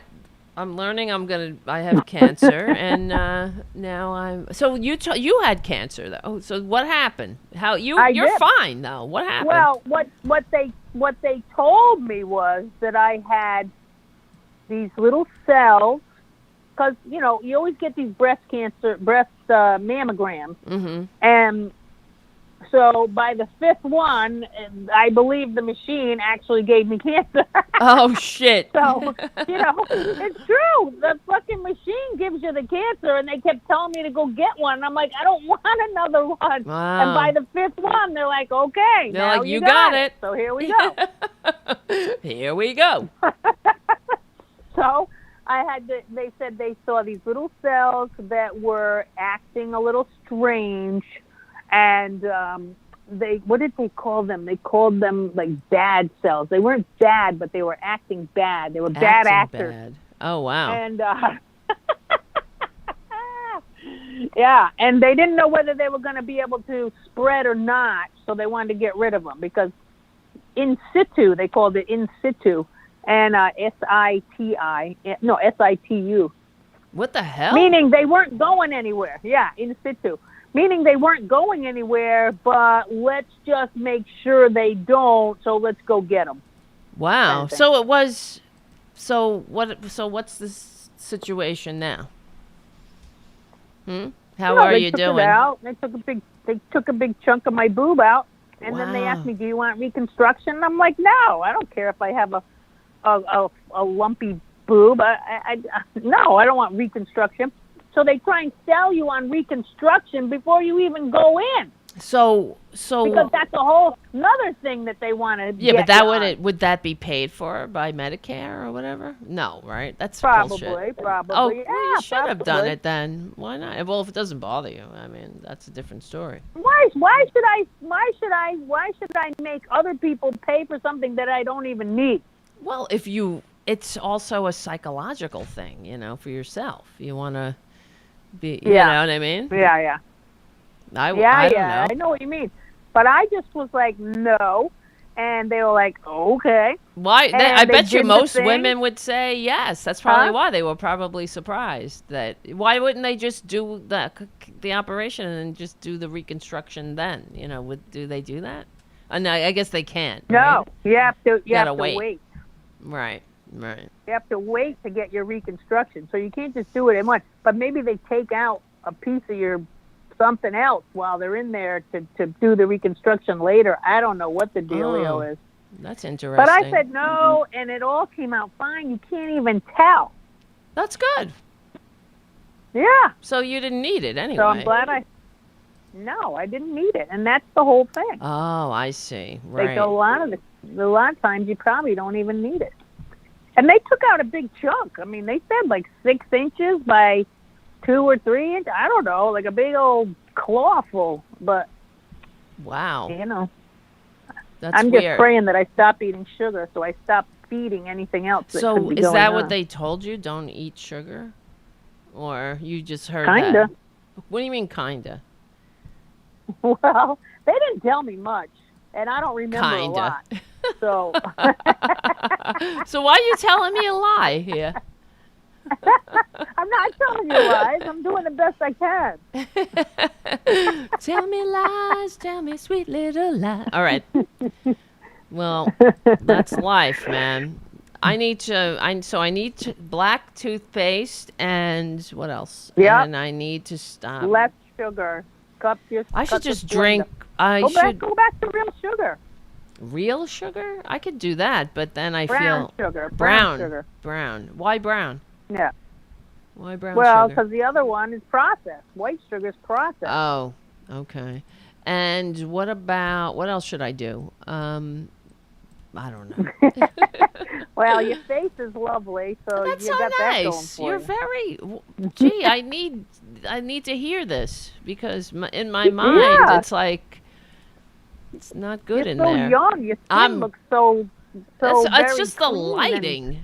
It's I'm overblown. My skin It's just blown out from the lighting. It is? It I don't doesn't know. look blown out at all. Really? Yeah. How about now? Patricia only drinks green tea, herbal tea, or chai tea. Well, chai tea has, doesn't chai, well, not chai at a regular coffee shop has a lot of sugar in it. Shit. I Yeah. gotta stop. I can't wait till it's nicer out. I don't like the cold. You know? I know.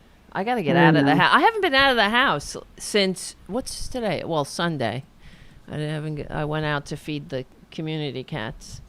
And now that's it. I gotta Oh, go. yeah. Have you told your Tomorrow people about is all that? is New Year's Eve. Can you believe it?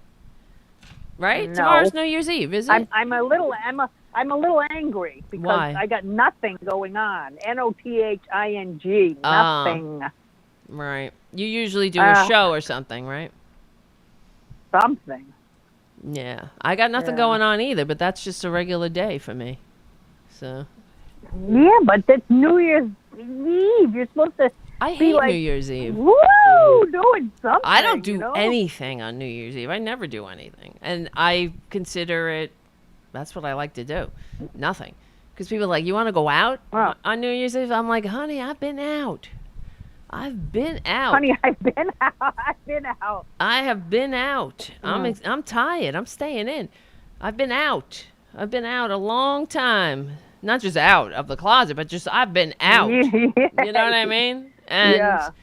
I don't Yeah. want to be out. It's amateur night out there, really. So, but now it's going to be different because they're not even allowing.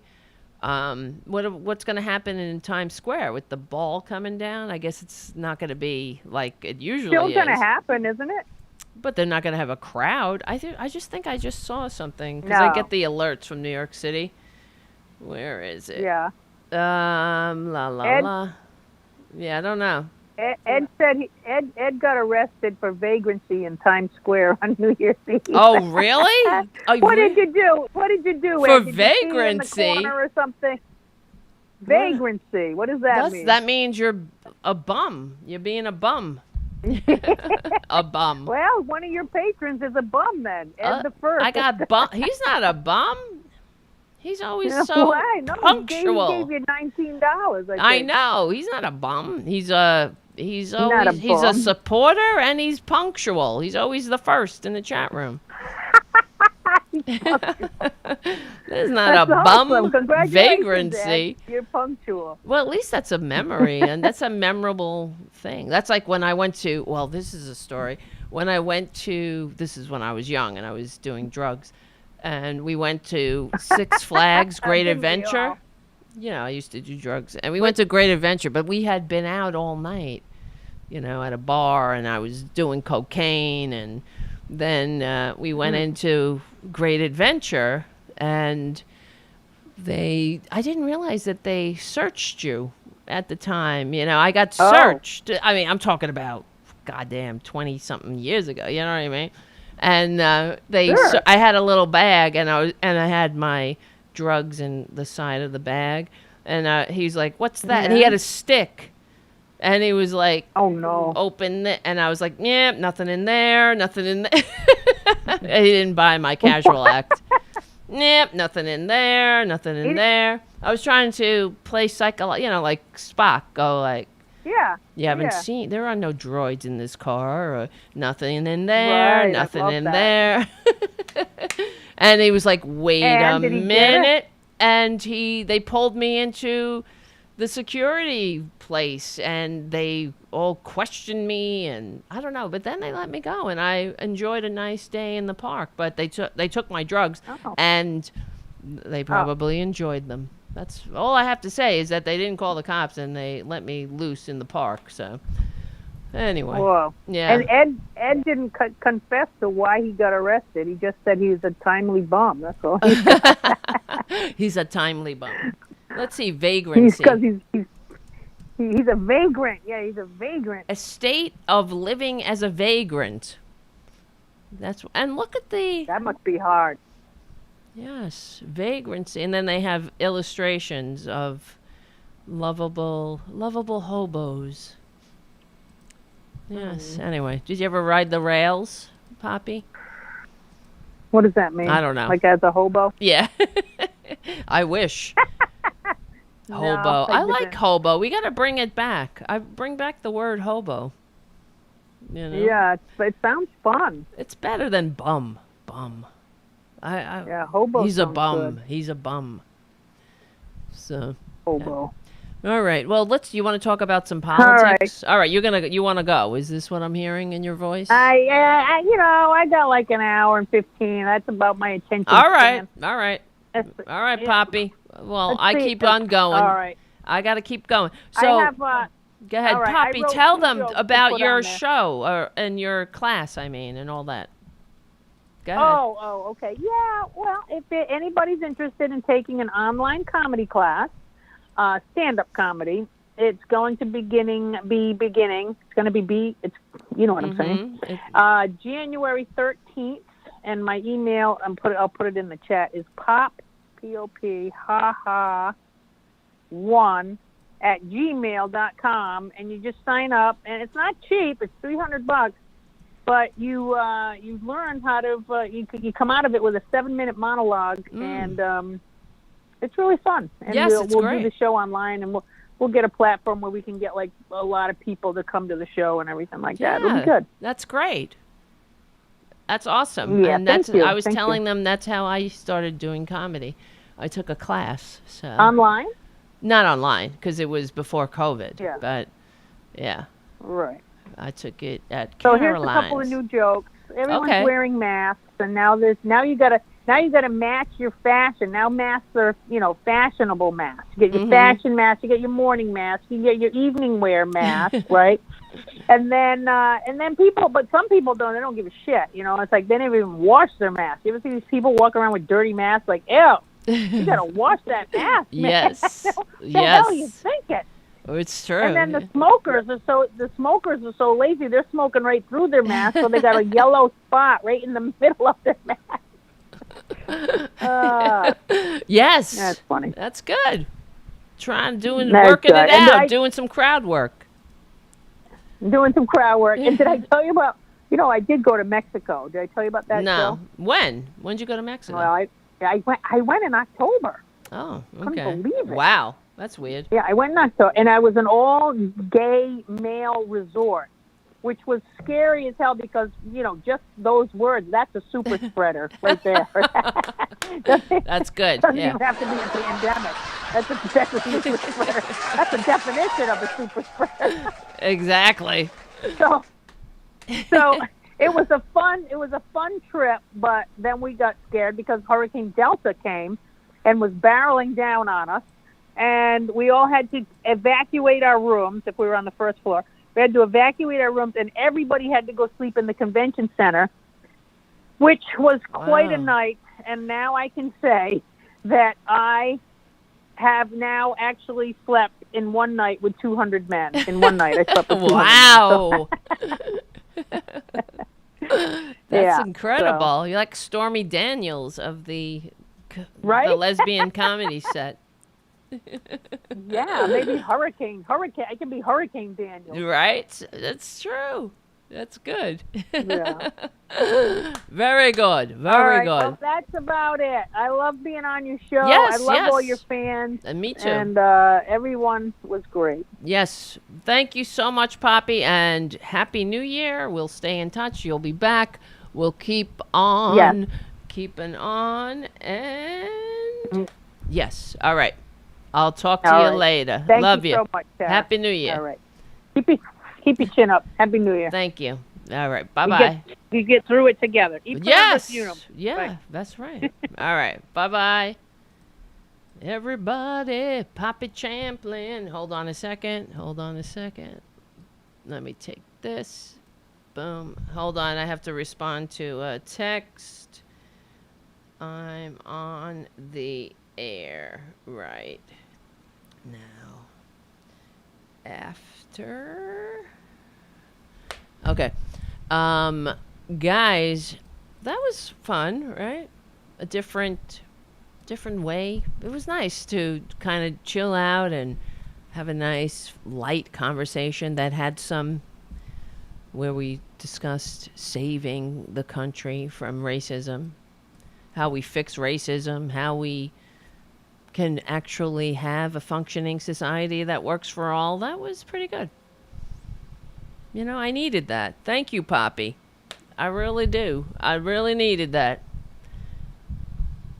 So, all right. Well, let's see. What time is it? What time did I get on the air here tonight? 8 o'clock, I think. Let's keep going for a little bit. Let me just see what I have on my list, because I know there are things that I wanted to talk about, and they're very interesting topics. We could talk about, what were we talking about? We were talking about those idiots that stormed the, what do you call it? The store. And where is that video? Oh, here it is. I wanted to show you this because when we were discussing our international audience, and wait, it reminded me of, you know, these right-wingers. Let's see. Hold on. Let me show you this video here. Hold on. This is the protesters. You read this? I'm not sure if you could see that sign. It says, Germans allowed the Nazi party to take power because they promised them a better life. These freaks, Trumpanzees, right-wingers, Republicans, they're equating the community spirit, the civic duty that we have to each other to wear a mask so nobody has to needlessly die, right? Same way that we stop at a stop sign or a red light, and there are certain rules of the road that we abide by. We don't just drive willy-nilly and cut across 5 lanes and just decide to make a U-turn in the middle of the highway because it's quicker than going around. It's because there's a civic duty that we have to each other. We've all decided that, well, as civilized people, that we need to abide by certain simple rules.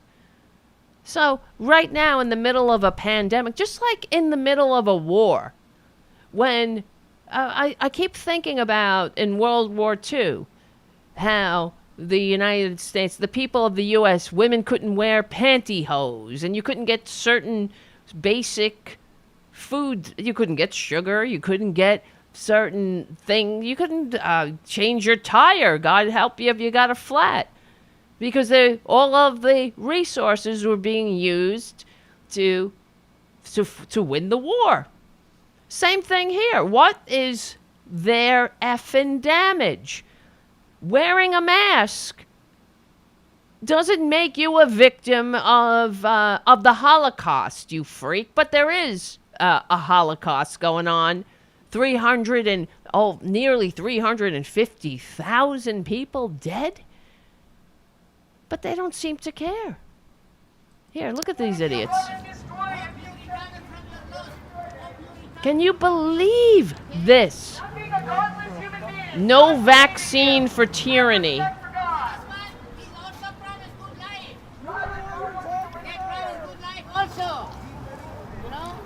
Wow. The mask do nothing. That's why you can wear anything. I can wear my underwear over my face. I can wear my... why don't you? Wow.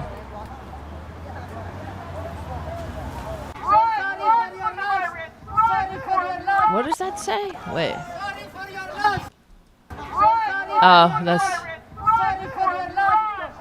Look at that old cracker. Get COVID, please. That's somebody that needs COVID. Oh my God. But this is what we're up against. Morons. You say, how can you have a functioning society? This is why we need universal health care, universal higher education. Because you're never going to convince idiots like that they shouldn't be stupid or they shouldn't be racist. And you know that they're racist. It really does come down to that. But you're never going to convince them, so you just have to act anyway. We have to behave as if we're not a racist-ass country and have policies that work for all, just regardless of whether you have you're under $75,000 or not. It drives me insane because it is partly, this is how they divide us. If we want to get, and they couch it in, oh, we want to get the money to people who need it the most. But all of that money, the $600, which is a joke, it's an insult. When the country, where millions are on bread lines, what are you going to do with $600 when you're behind in your rent 6 months? And there's an eviction moratorium, but there isn't an eviction. There isn't a rent holiday. There's no jubilee going on. So you gotta have to pay that back rent. This is why, and trust me, it's not about the deficit. The Republicans, they understand this. They like it like this. They want people stupid and divided. And this is why we have to not let the Democrats get away with it. The Democrats, there's hope in changing them. We have to ensure that we all on the same page. Everybody in, nobody out. Don't allow the Democrats to peddle the Republican game and call it progress. Speaking of, let me see, hold on. Something, we always make fun of these fake-ass Democrats on the show, as well as the Republicans. But you know who bothers me? Amy Klobuchar. She's one who really gets under my skin. Let me show you something here. Where is this goddamn Amy Klobuchar tweet? She tweeted earlier. And I'll unpack it. Hold on. Amy, let me look this up. That's why I need people to become patrons at patreon.com and to join ROKFIN, please. Because it will help. Hopefully the show will keep growing. And we'll be able to hire people. We'll be able to get Poppy on more often. We'll be able to, have a crew where I don't have to do everything. And maybe the camera won't look like this. It'll look decent. All right. Where is this Amy Klobuchar bitch? I'm looking at her Twitter feed. Oh, okay. So we all know today that Senator Josh Hawley, Senator Josh Hawley, some words are hard for me, says that he will contest the certification of the Electoral College votes, thereby sowing discord, not just discord, but sowing doubt about the election that Joe Biden won legally and peacefully. And this is a trial run for a coup. Make no mistake. That's why, what did I call the show tonight? A View to a Coup? This is what we have, a front row seat to a coup. It's a dry run. But here's the Democrats. This is how useless middle of the road Democrats are. Look at this tweet. This drives me insane. Okay, so Amy Klobuchar,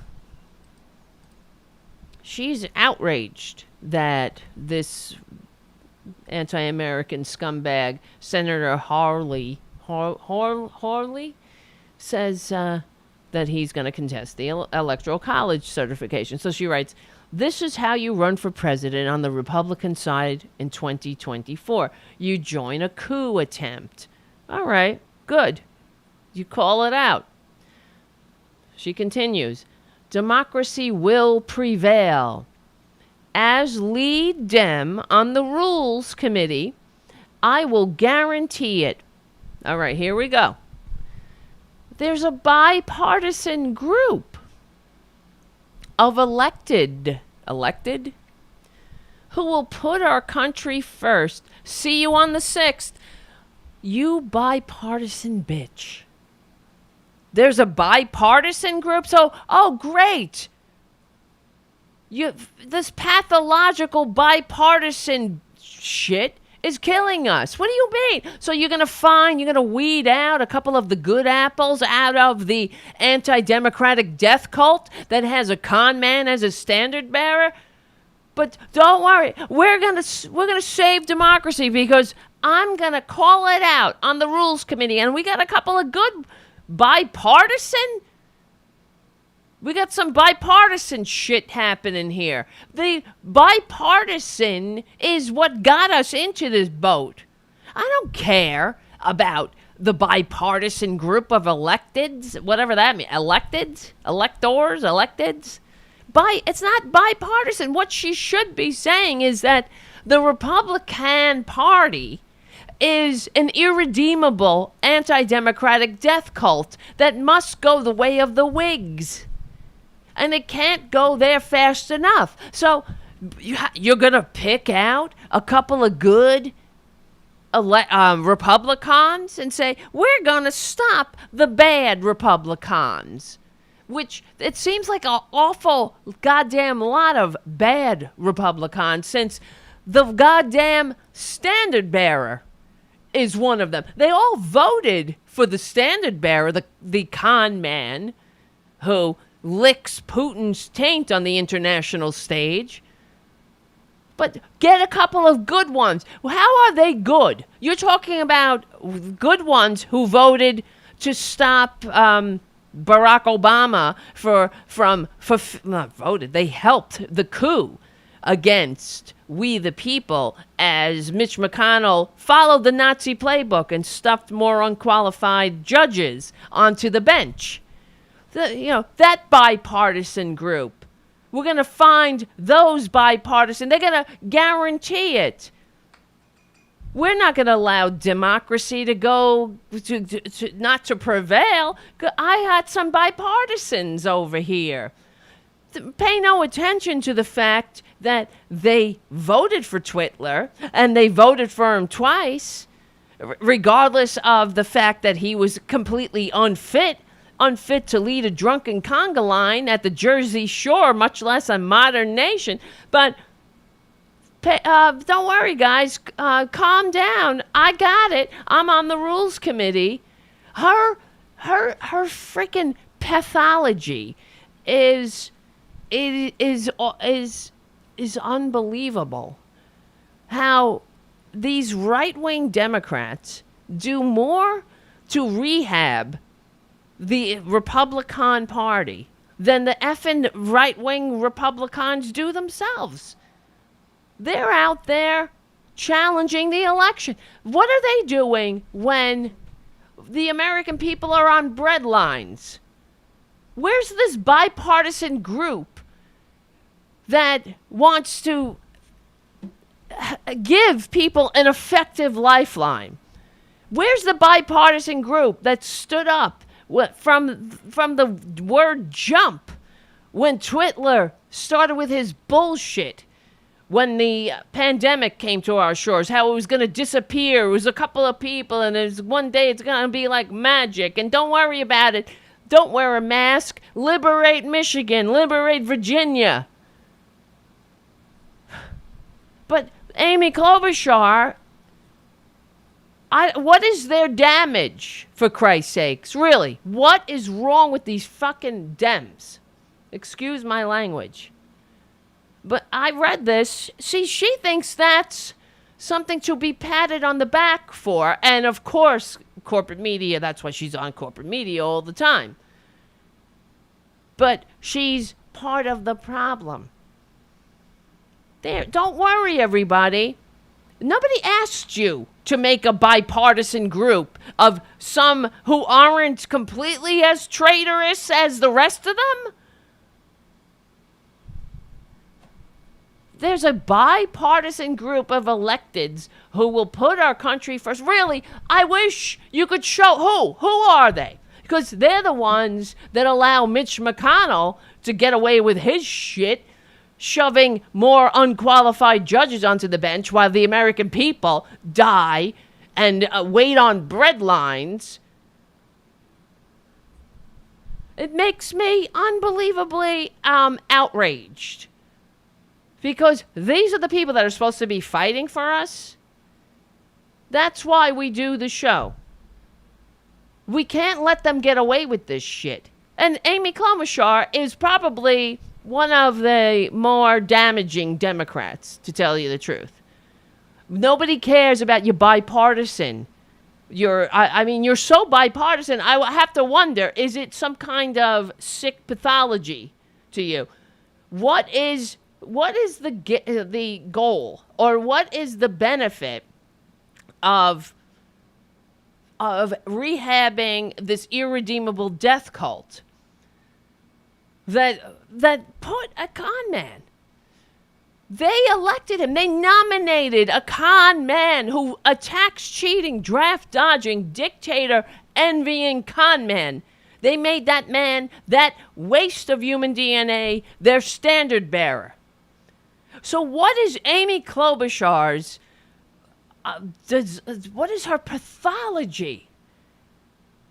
So she is so concerned every friggin' tweet, every statement, every time she opens her fucking mouth. It's about how she wants to assure everybody that, don't worry, I'm going to be bipartisan. I got some bipartisans over here. Get the F out of here.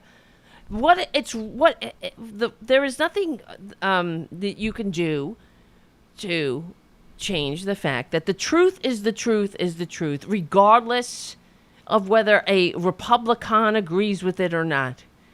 Bipartisan? How about you just fight for what's right and not worry about whether you can get a couple of traitors to agree with you? They're going too far. They're not going far enough. I mean, we don't go far enough. What are you talking about? Let's find a couple who aren't quite as treasonous as the rest of them, aren't quite as disgusting, who left the American people on the breadlines without a second thought. These Democrats will be the death of us. You get it?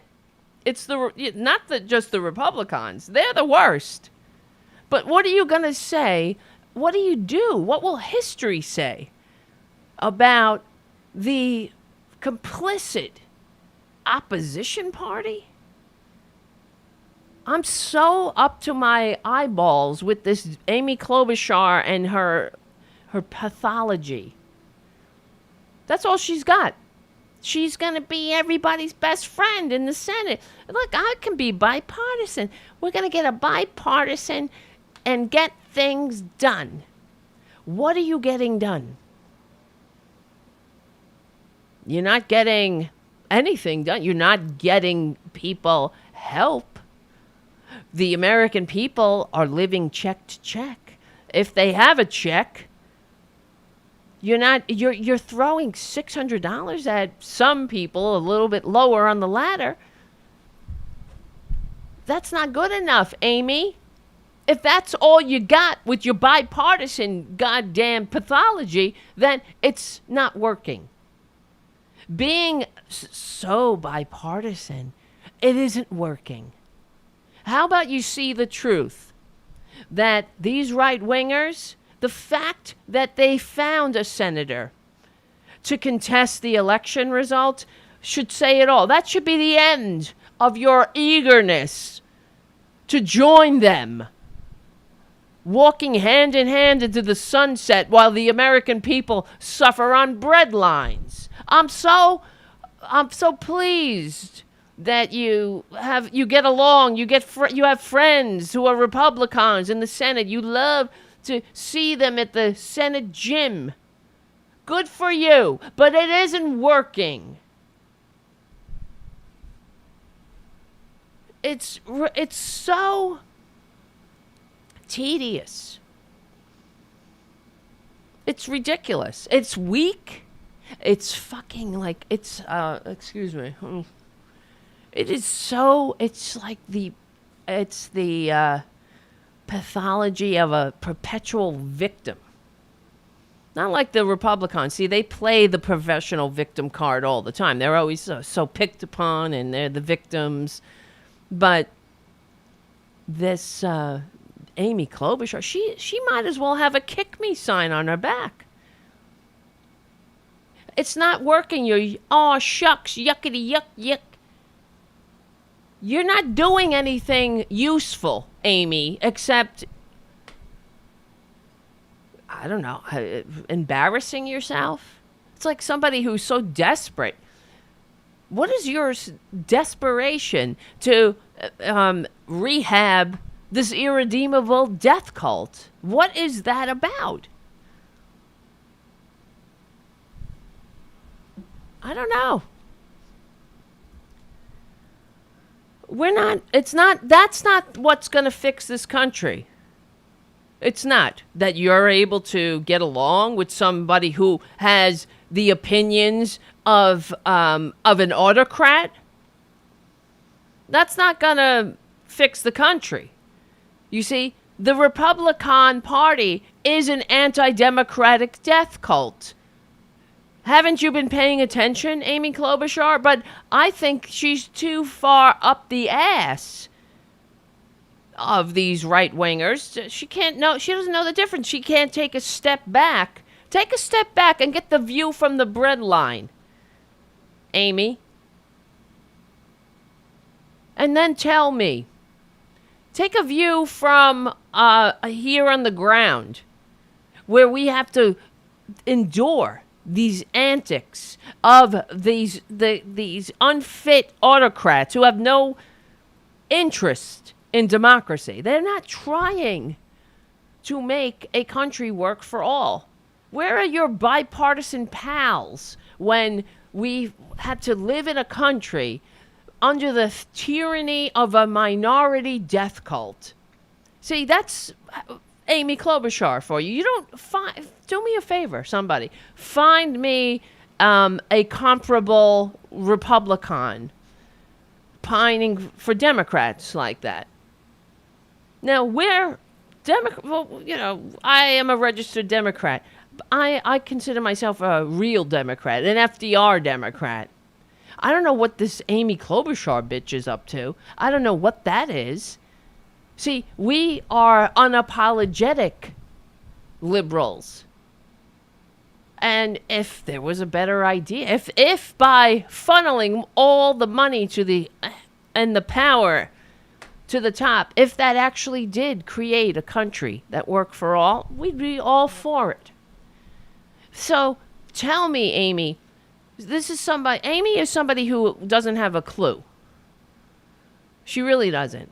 She might know. She sees the problem that we are so divided, but she's so far up the ass of these Republicans, she can't see daylight anymore.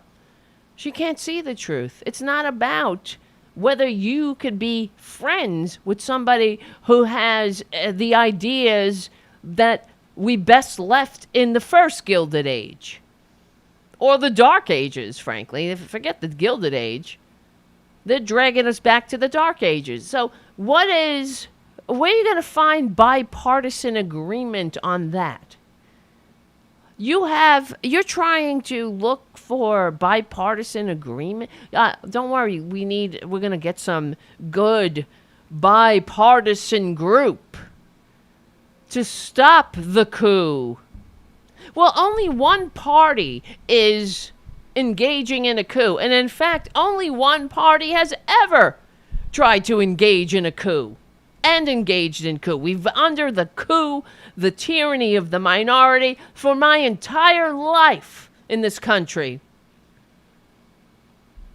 Reagan and all of them, treasonous bastards. And then these Democrats come out and they do the work. Or they might as well be working for the Republican PR firm. God. Holy shite.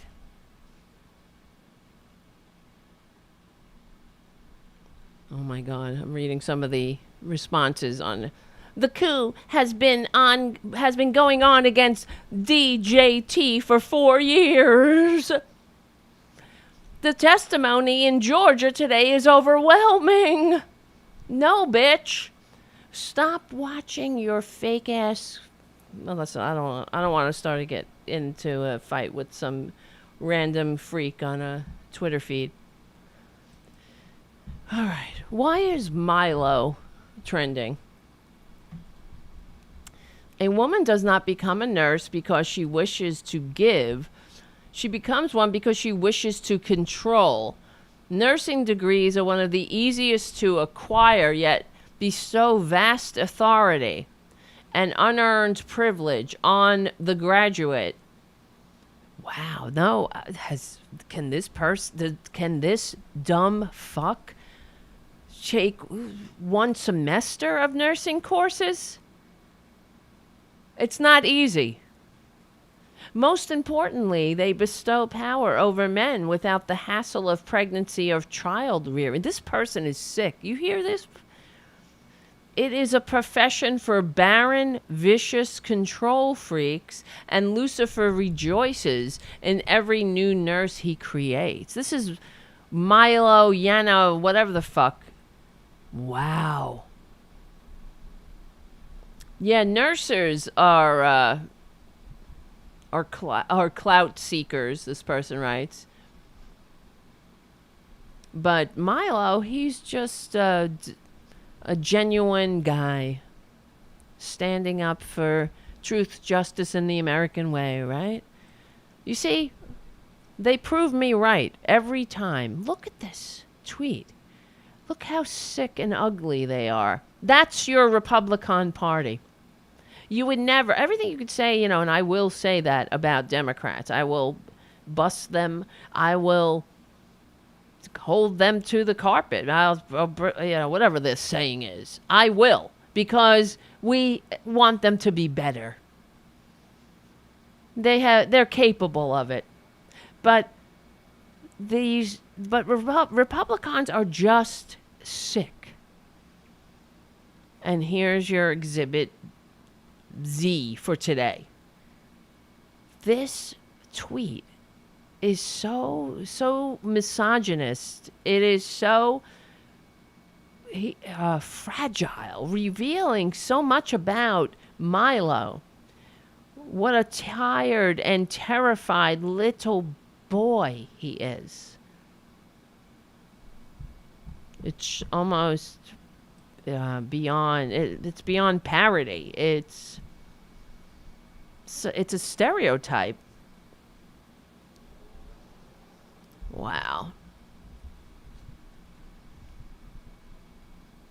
And that's your Republican Party. That's who Amy Klobuchar wants to find common ground with. Don't worry, everybody. We're going to find a couple of bipartisan Repubs that aren't 100% in on the coup that they've been complicit in for my entire life. We've been watching this coup, watching Republicans engage in an anti-democratic coup. They have no interest in democracy. That's why they stopped the vote counting in Florida. And they gave the presidency to the loser. And the Democrats, oh well. That's win some, you lose some. Bipartisan. Jesus Christ, on a bike.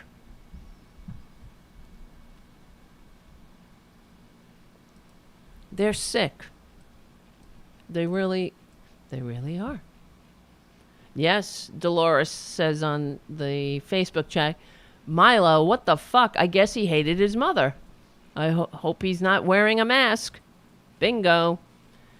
Of course he hated his mother. He's a sick little... He's sick. They're mentally ill. And I've said this for years. I wish, if this is another reason why we need universal health care, that these Republicans can get the help that they need. that they desperately need. So I wish these right-wingers would get the help that they need rather than inflict it on society. That's what they do because they're cowards.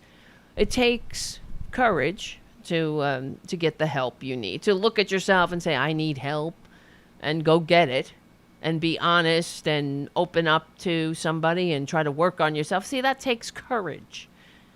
And they don't have courage, Republicans. So they're sick, and they, instead of getting the help that they need, they inflict their manias outwards. And they try to make society as sick as they are so they can be comfortable in that society. Because when we're working on ourselves and happy and unified and trying to make a society that works for all, that's too much for them. They feel uncomfortable in that because we're forcing them, so they think in their minds, to evolve. And they're not going to have that, you see? That's it. That's their American birthright, to be as stupid and devolved as they were born, as the day they were born.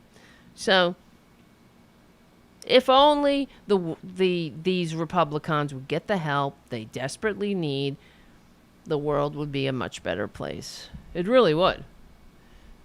Just go get help.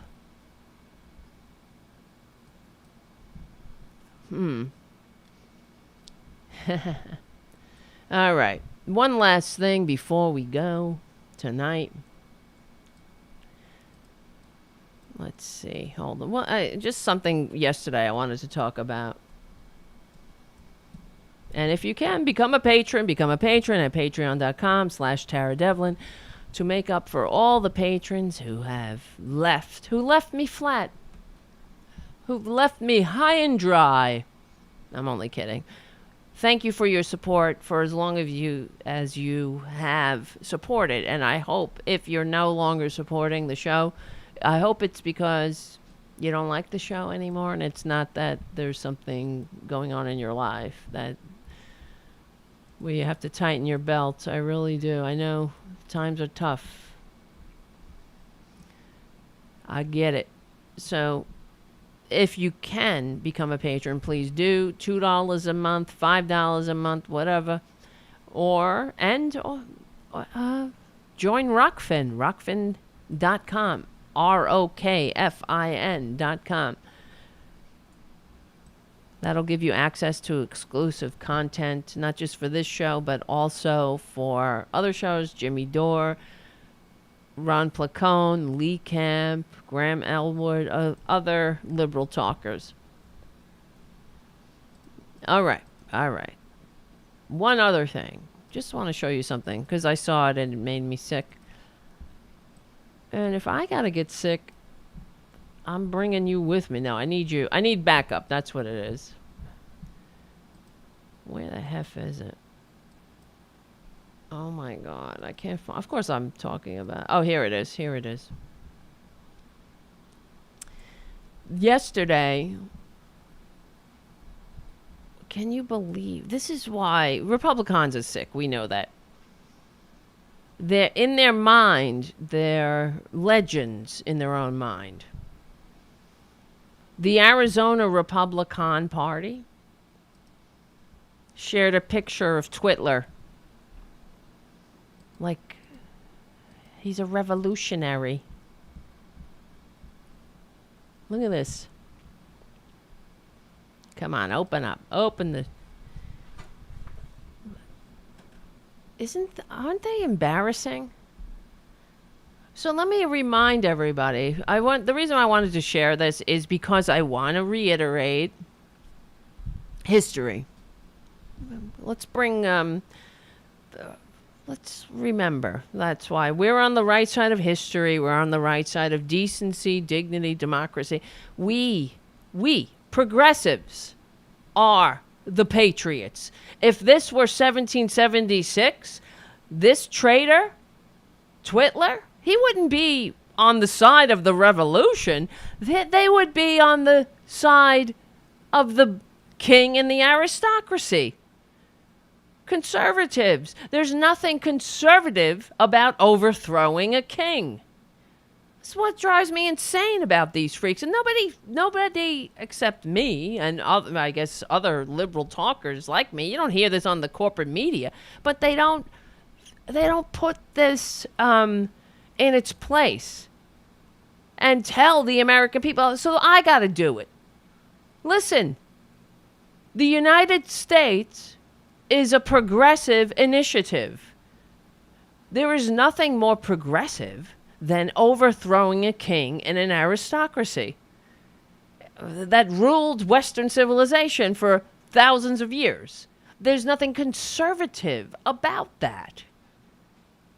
So, progressives, we are the revolutionaries, and we're still trying to make a more perfect union. We're trying to fulfill the promises in our founding documents and trying to make a country that works for all with e pluribus unum as our rallying cry. What is e pluribus unum about an intergenerational aristocracy? What's e pluribus unum about repealing the estate tax and funneling money into the arms of people who won't spend it? What's e pluribus unum about leaving people on bread lines and then using your power to shove more unqualified flunkies onto the court, following the Nazi playbook, by the way? What's e pluribus unum about that? What's revolutionary about it? Yes, it's revolutionary in the way that it is destroying the country, destroying the constitutionally limited democratic republic, but they're not the patriots in this picture. So don't let their propaganda fool you. This makes me sick. They should be, and here's the thing, we as liberals, why I point it out, it's because it's prolific on their side with all their flags and their eagles and their stars and tri-cornered hats. Don't let those fool you. They're not the patriots. I want you, as an unapologetic liberal, to give your stupid conservative neighbors and uncle and Trumpanzee sister a lesson in history. Of course, they don't have a grasp on reality, so how are they going to have a grasp on history? But this is nothing but propaganda. They're and by no means, no way, shape, or form are the conservatives the heirs of the revolution. That's for sure. They are really the antagonists to the constitutionally limited democratic republic that the founders overthrew a king to create. So don't let them get away with it. We're the patriots. Remind these freaks. And this is what I've responded to this tweet the same way. I said, let's give you a little bit of a history lesson. Conservatives, if this were 1776, the conservatives would be the loyalists. The progressives were the ones who stood up to the king and overthrew the king and his heirs. And to create a democracy, Jesus. They have no shame. But, of course, I pointed that out. But other people made note of the fact that he sure looked a lot like Benedict Arnold. So... But it goes deeper than that. It's not just Benedict Arnold. It's just complete bullshit. They're not patriots. They're not patriotic. They hate America. Not only do they hate America, they're confused by America. So I'm here to at least try a little bit to set them straight. And set us straight. And so we don't have to, we're not apologizing, of course, for that.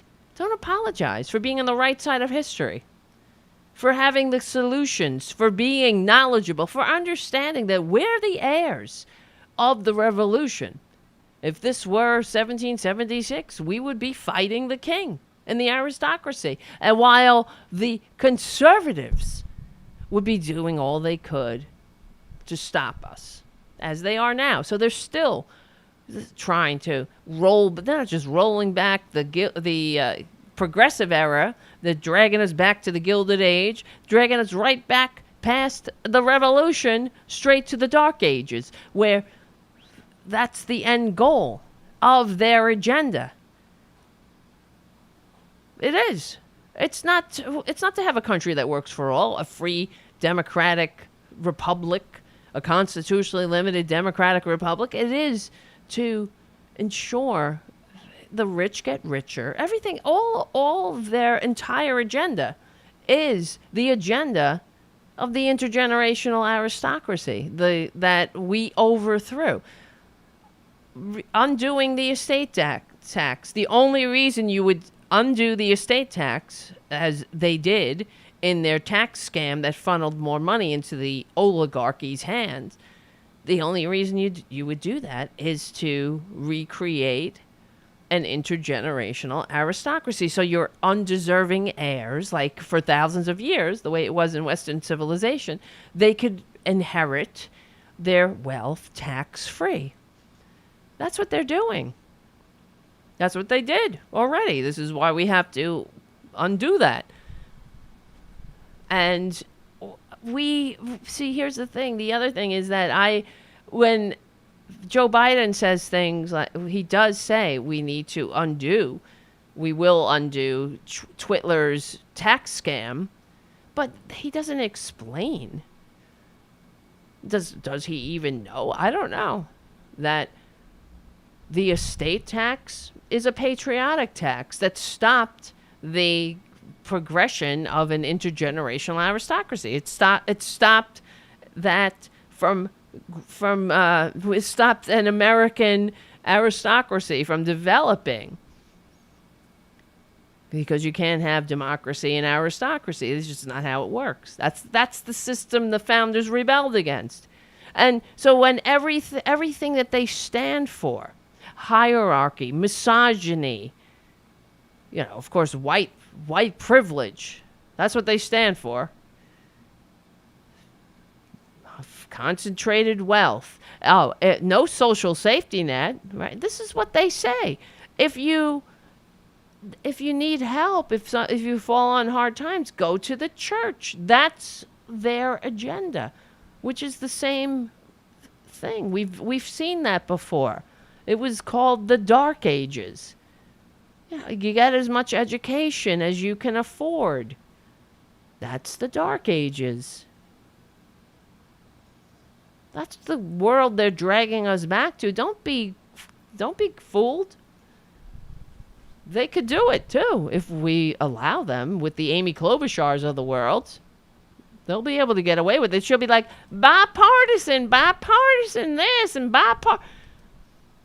No, bitch. Listen to Tarabuster, damn it. Get a clue. All right, guys. This was a show. That was a good show, I thought.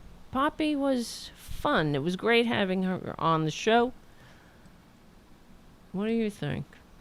Besides all the technical problems, they weren't that bad tonight.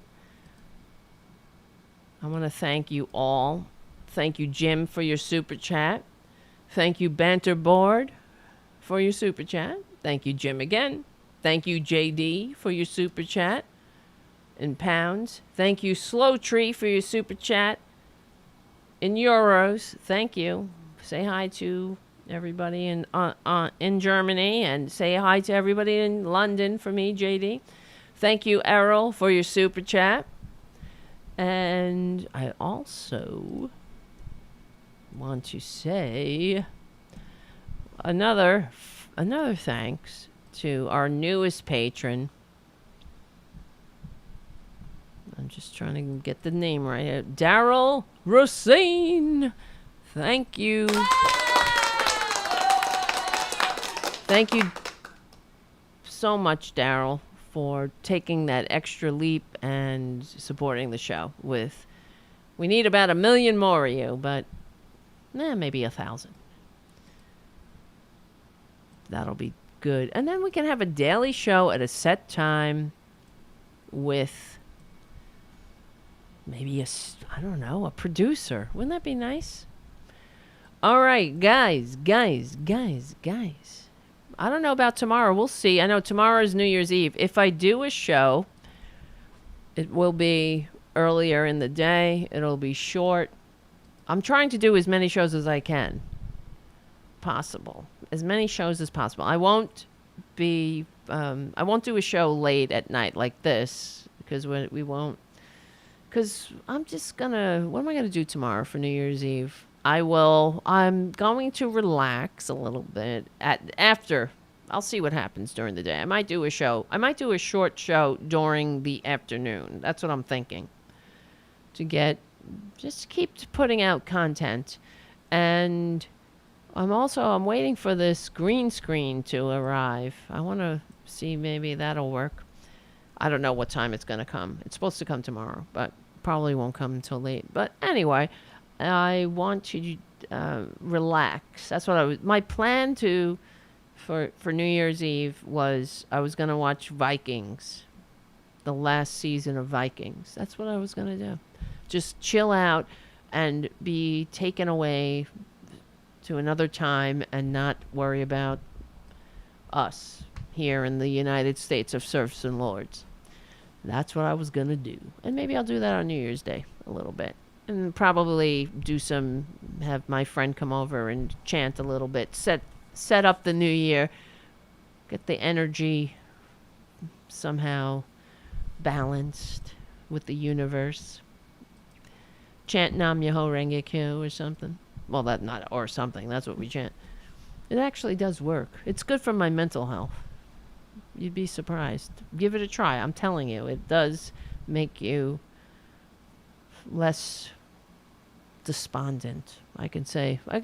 Personally, that's what it makes me, not you. So, all right, my friends, I want to thank you again for always being there and being in my corner and keeping me going. You could please join our Discord page too to stay in touch in between shows. You can always reach out. I love getting to know all of you in our community. It's good. That's why. Hey, what the hell? We stick together, we win is a way of life. Remember what I say. It is true. We are on the right side of history. And thank you, Poppy, for appearing on the show. Everybody loves you. I love you. I'm glad to know you. I'm honored to know you. Thank you so much for everything you've done for the show and to keep it going. My name is Tara Devlin. If you're on ROKFIN, this is the first show we've streamed to ROKFIN. It seems to be working. Thank you so much. Please tell your friends about the show. Give the show a good review on iTunes. That helps as well. We haven't had any new reviews in a long time. So I do notice those things. And I wonder. I don't know. Don't give it a bad review, please. Leave me alone. If you got a problem, just contact me on Discord and don't wreck my dreams here, okay? My name is Tara Devlin. Thank you so much for everything. And remember what I say. We're on the right side of history. We are on the right side of decency, dignity, and democracy, and we will win. We stick together. We win. My name is Tara Devlin. I will see you very soon.